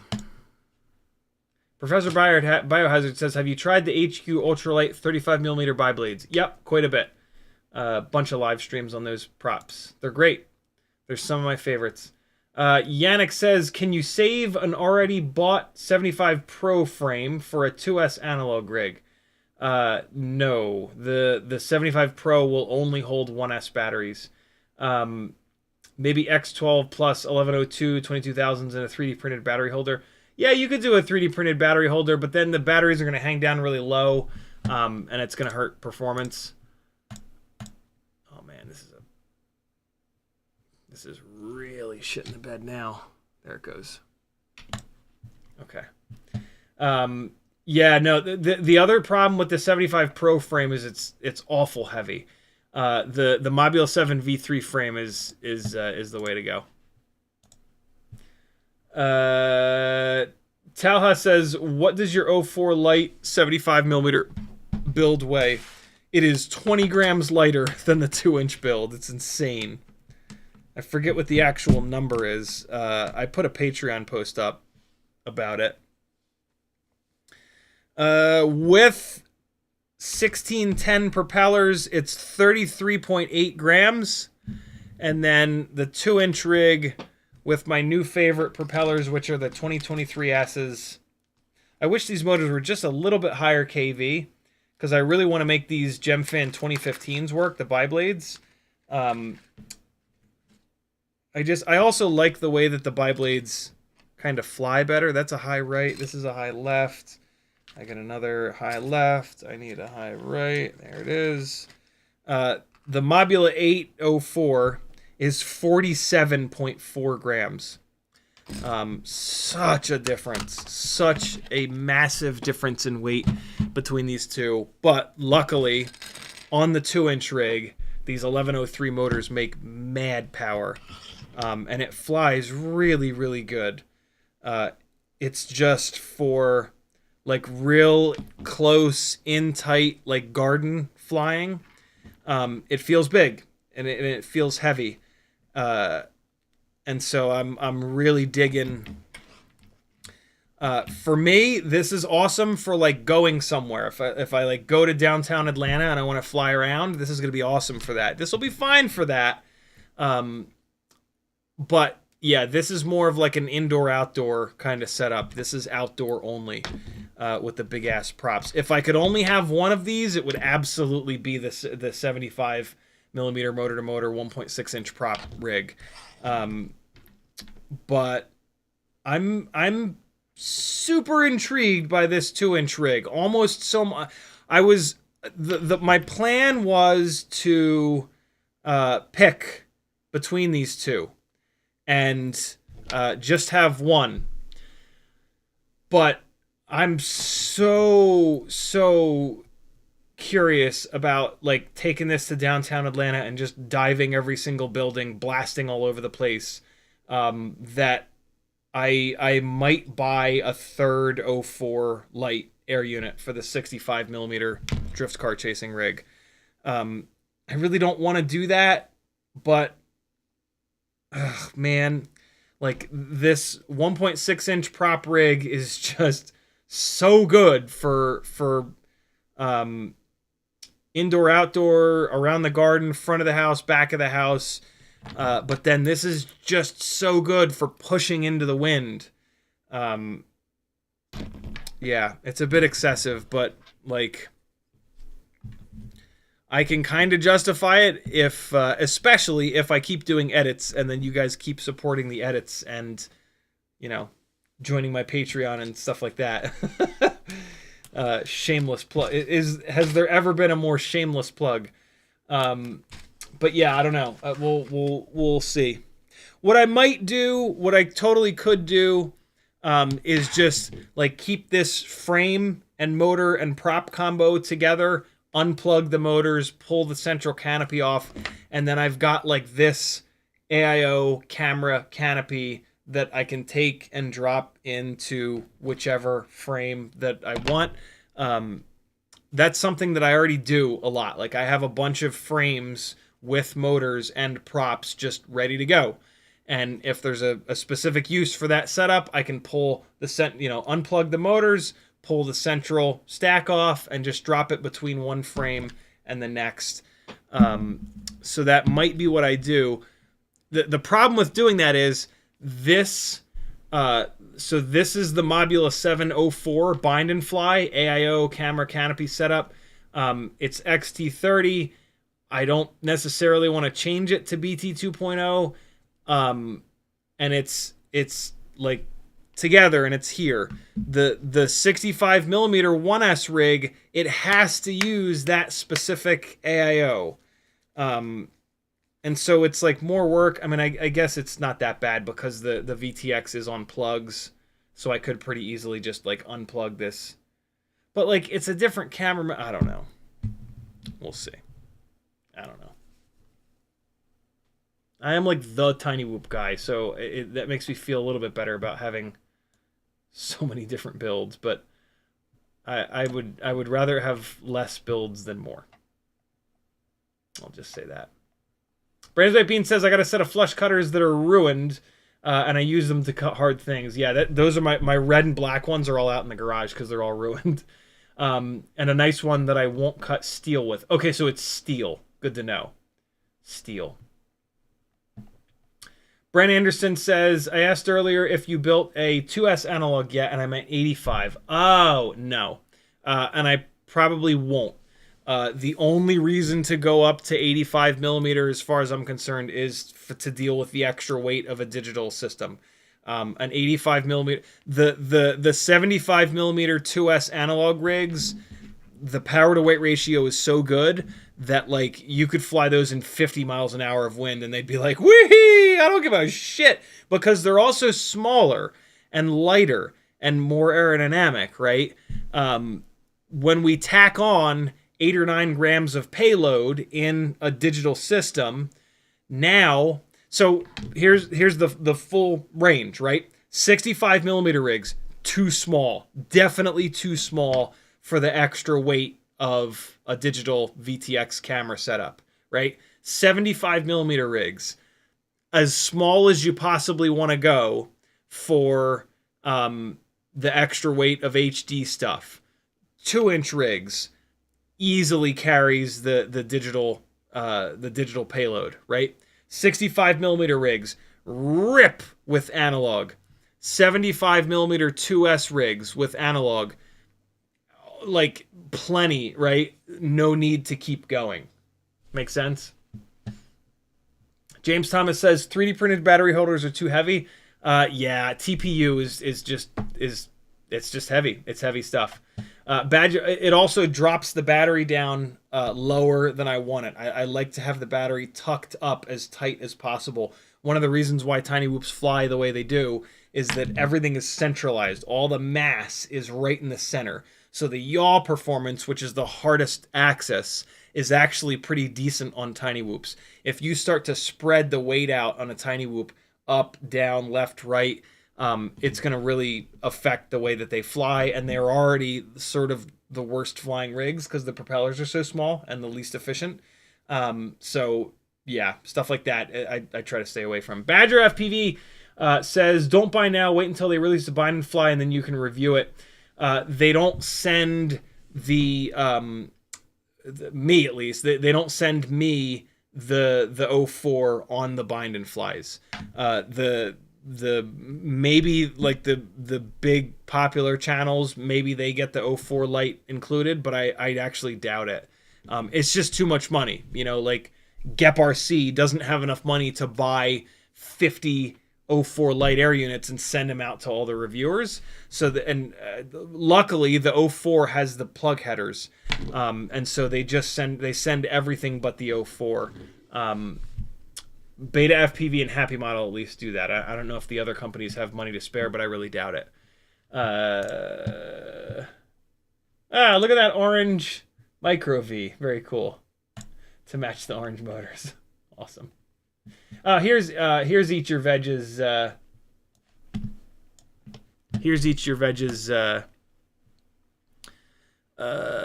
Dremel attachment. Specific little Dremel attachment. So yeah, there's like the drill bit. The drill bit totally works, and you can do it by hand, but it creates all kinds of little pieces of plastic that you then have to go in there and get out. I don't have a Dremel attachment that's conical like this, but if you do, yeah, that's going to be awesome. The Dremel attachment is, I could probably use any Dremel attachment, because the Dremel is going to put a bunch of heat into the plastic.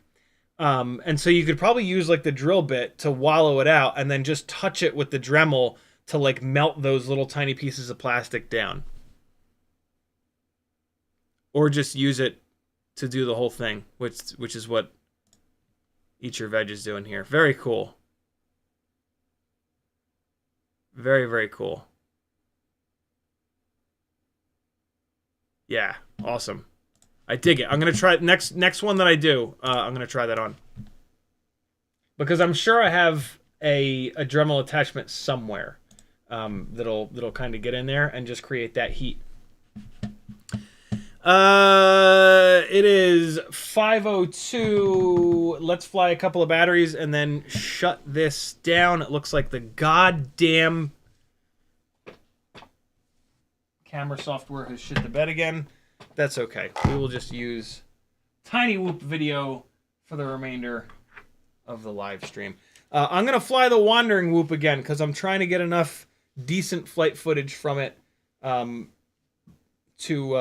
do a nice little edit with it and submit the footage to Jesse.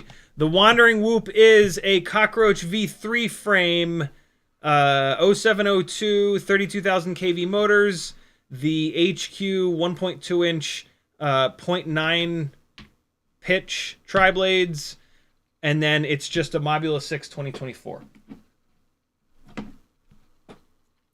Here we go, friends. Oh, there's the other 300 mAh battery. I left it in the whoop. And there's the camera shutting all the way off. Way to go, Canon. Way to just fail at everything. Boot grace, it says. And apparently the goggle batteries is dead. Goggle battery is dead. Not goggle batteries. Hang on a second. Hang on. Just wait.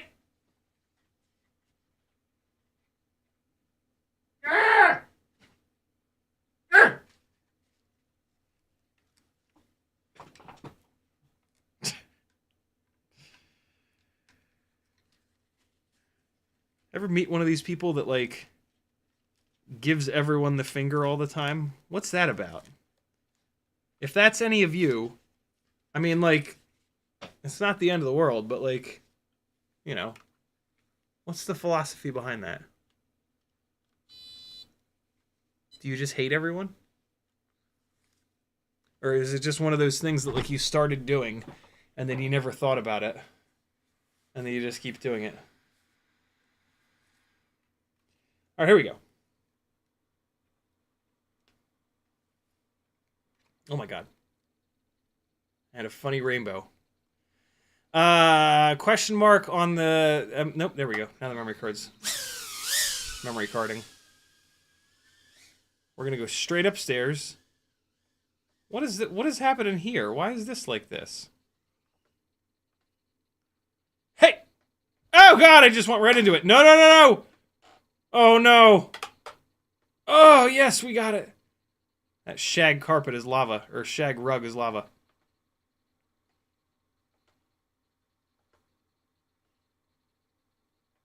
Huzzah. Oh, that was a good one. No, that was not a... Wow, I got that recovery in there, though, eh? Oh, God. That was awkward. Oh, God, no! Overcorrected. Where's the dog? Wait till you see this dog's botched haircut. I showed it the other night. Where is he?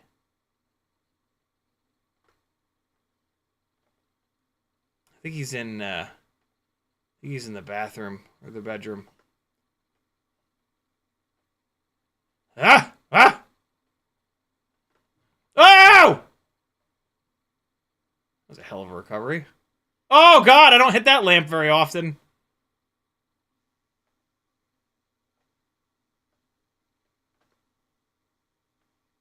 Eesh. Oh no. Oh no! He, who, ye, you, ye. No! Oh! Oh, God! Oh! I was trying to really, like, lay that out and let it hang inverted. I got it wrong a little bit! Hey! A little bit of prop wash there. That's okay. For whatever reason, I haven't been able to get this thing tuned as good as my other stuff. Could have something to do with the canopy, I guess. I'm used to the old school Mobula 6 canopy, which is really stiff, and it really does stiffen the frame up quite a bit. Ugh!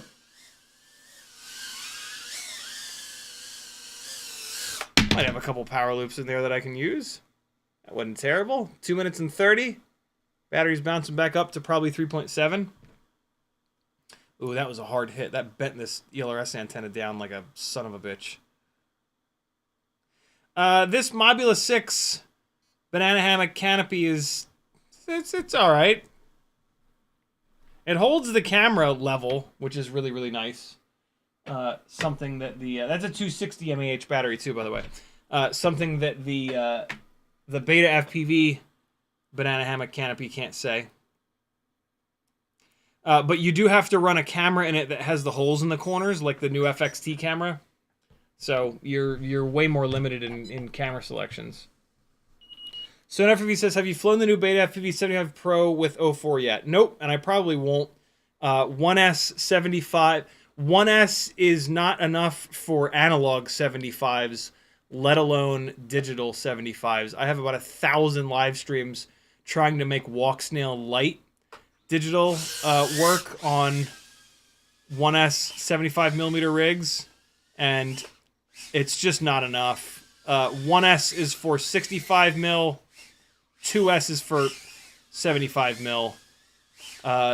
The end. Oh no! Oh no, I hit myself. Oh no, I hit the ceiling. This thing's got power. Oh, I just grazed the cymbal on that one. No!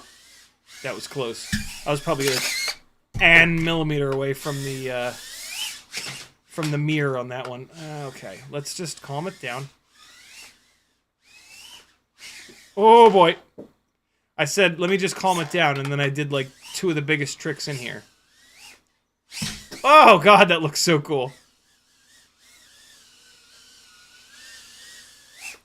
Ah!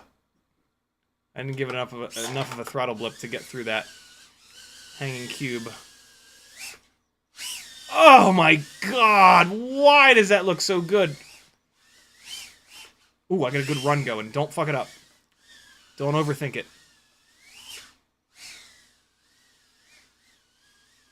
No! No! Why do I always do the dumbest... Why is it always the dumbest crashes? What is happening here? What is the... What is this situation that I find myself in? What? How is this... Oh, I bet you it's hanging from the, I bet you it's hanging on the micro V antenna. It sure is. The micro V antenna can act like a little hook sometimes. It's super funny. Cause like the micro V is, you know, it's got like that little hooker part, and so sometimes it'll, you know, it'll hook. Sometimes it likes to hook. Somebody's asking for me to fly a race, newbie drone race battery after this. Gladly. All right, more bashing.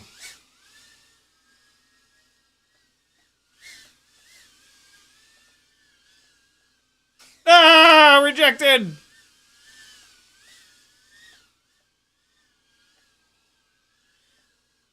No! The piston gap is a motherfucker. Oh, I hit the back of the TV. Son of a bitch. Hey. Uh-oh. Uh-oh. Hey. Oh.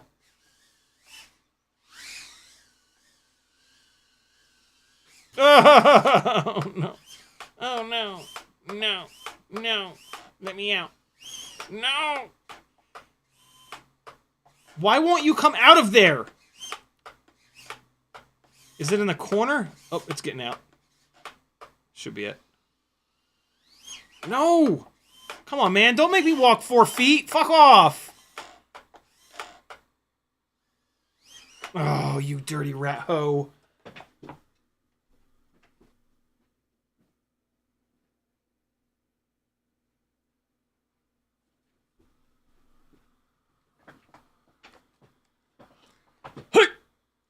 CXB says, what settings or firmware will help walk snail smearing in goggle view? moving to DJI 04. That is just something that Walk Snail does.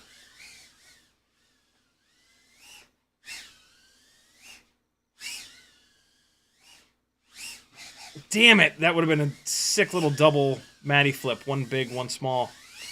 Yeah, there's unfortunately not a whole lot you can do. Put it on the most recent... Like, the old firmware ain't going to be any better, that's for sure. So yeah, most recent firmware. And then, if it's too much of an issue for you, the 04 is the way to go. The Walk Snail Lite VTX is so fragile that like it'll break sooner than later anyway. And so yeah, there's that. I'm gonna run another 260, but this time on the Newbie Drone Race 3.1 Hummingbird crazy ultra lightweight ridiculous rig. You guys will see the difference in video quality here pretty quickly. That is because Newbie Drone uses a specific... Oh, I forgot how fast this is. It's also... There's more up tilt. Newbie Drone does not use the normal OSD chip. No. They use a much smaller OSD chip so that they have more space on the board. God, it's so fast. But the trade-off is that the video quality is much worse, and I think that the camera has rotated in the mount. Yeah, so when I hover, look how off-center that line is. So this is going to be hard to fly because the camera is not level in this mount, but I will try my best. Absolutely ridiculous power-to-weight ratio with this rig. For hardcore racers, this is the one. For freestyle and for me, I don't know. You know, analog already looks not that great. This is a bit much in terms of video quality, or lack thereof, I should say. Yeah, I can't do any technical moves because the camera is so off. You can actually see it. Look at the right duct and look at the left duct. There's so much more of the left duct showing. And so the camera has rotated in the mount. Let me try to kind of fix that a little bit here, which will last for like 1 or 2 crashes, and then it'll go right back to being crooked in some other way. That's a little bit better.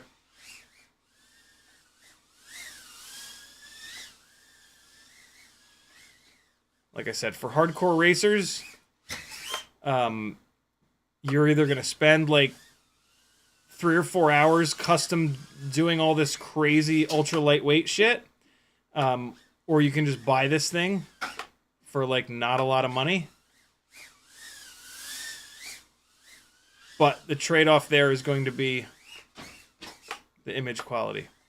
But I guess for racing, that matters a lot less. A lot of times the gates are like LED lit, so they're like super... I mean, you know, you can see here. Like, I can see this gate.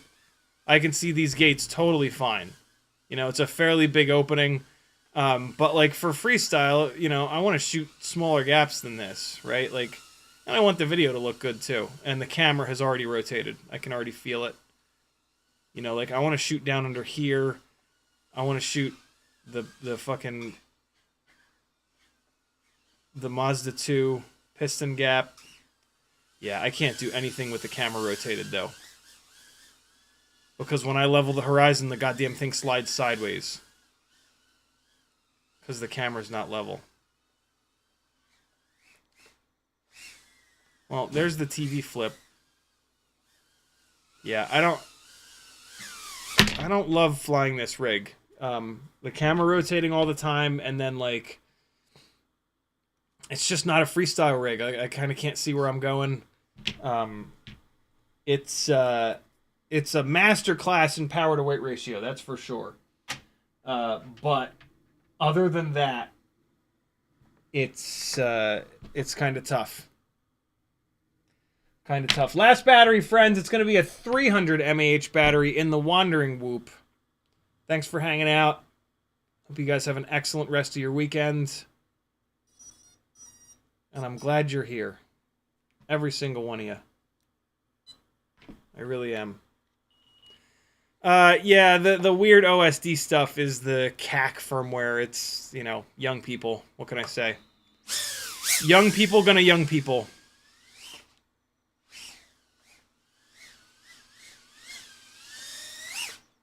Oh my god, that looks so good.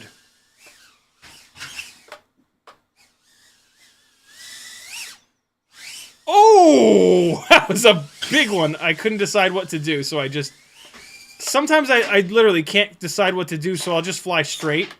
And, like, sometimes it works, usually it doesn't.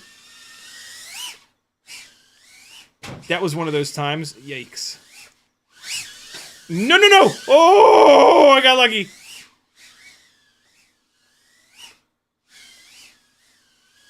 Slow it down. No!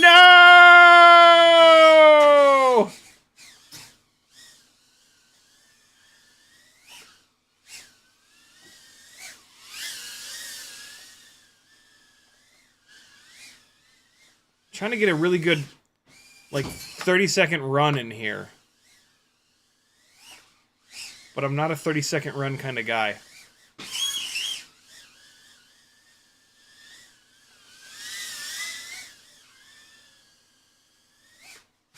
No! Oh, what a recovery, though. Thank you, Crash Recovery.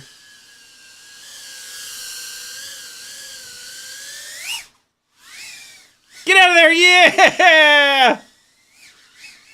No! What a fucking dopey little crash!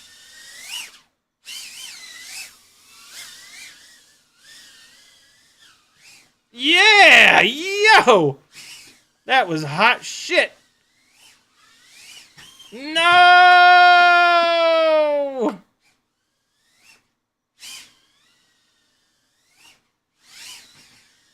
Oh! Woo! No!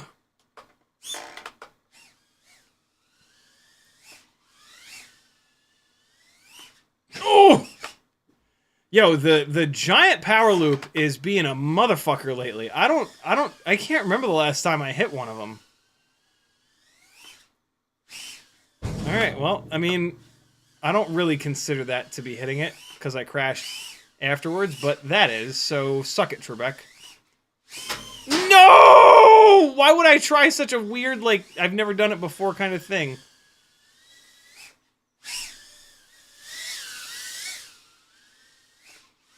Yeah! No! The power loop through these quad gates is unbelievably difficult. Oh my god, I almost put it in my chin hair. Woo! Woo! Yay! Nope, I missed it. No! I was looking at where I wanted to go, not where I was. And Little Boo left the door open, so now there's a little gap in between here. Oh!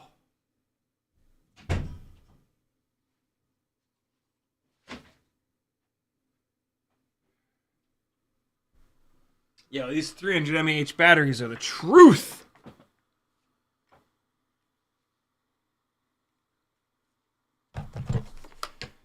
Alright. Probably like 30 more seconds of absolute tiny whoop torture.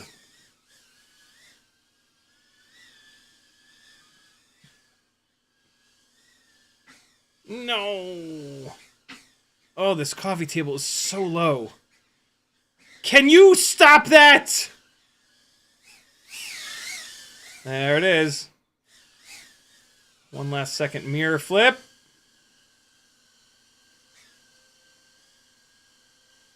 Come on, gotta get a good one. Oh, that was a pretty good one. Followed by absolute and utter failure. Sneak up on it. Let's sneak up on it. Oh, God, no. Decent mirror flip. Hey, 3 minutes and 51 seconds. Good lord. British Bean says, next time you're stuck under the couch like that, try leaning forward a little and then yaw, roll, walk it out of there. Might work. I've never had any luck with anything other than... Oh, I can't show you because Canon sucks a bag of donkey dicks. The only thing I've had luck with is what you see me do, which is to, like, slam the roll to get it to, like kind of lunky itself out of there. I don't know. I've tried. I at one point I thought that yaw was the answer to getting it out from under the couch, but I have not. It was just like a one-time thing. Denzel the Terrible says, if I was a hacker, I would hack CiottiFPV's Betaflight to put send it on the craft name top dead center of all his OSDs. And then Denzel says, CiottiFPV would extremely love it and extremely hate it so much. Thanks for hanging out, my friends. My name is Aaron Ciotti. Everybody calls me Ciotti. Thank you for hanging out. I'll see you again tomorrow night at 10 o'clock. And, yeah. Be good until then. I wish I could, like, actually say goodbye to you, but, you know, the Canon utility shit is broken. So, bye. Here's the goggle. Here's the goggle DVR from the battery that I flew on those Hurricane 2009 props. Love you. Bye.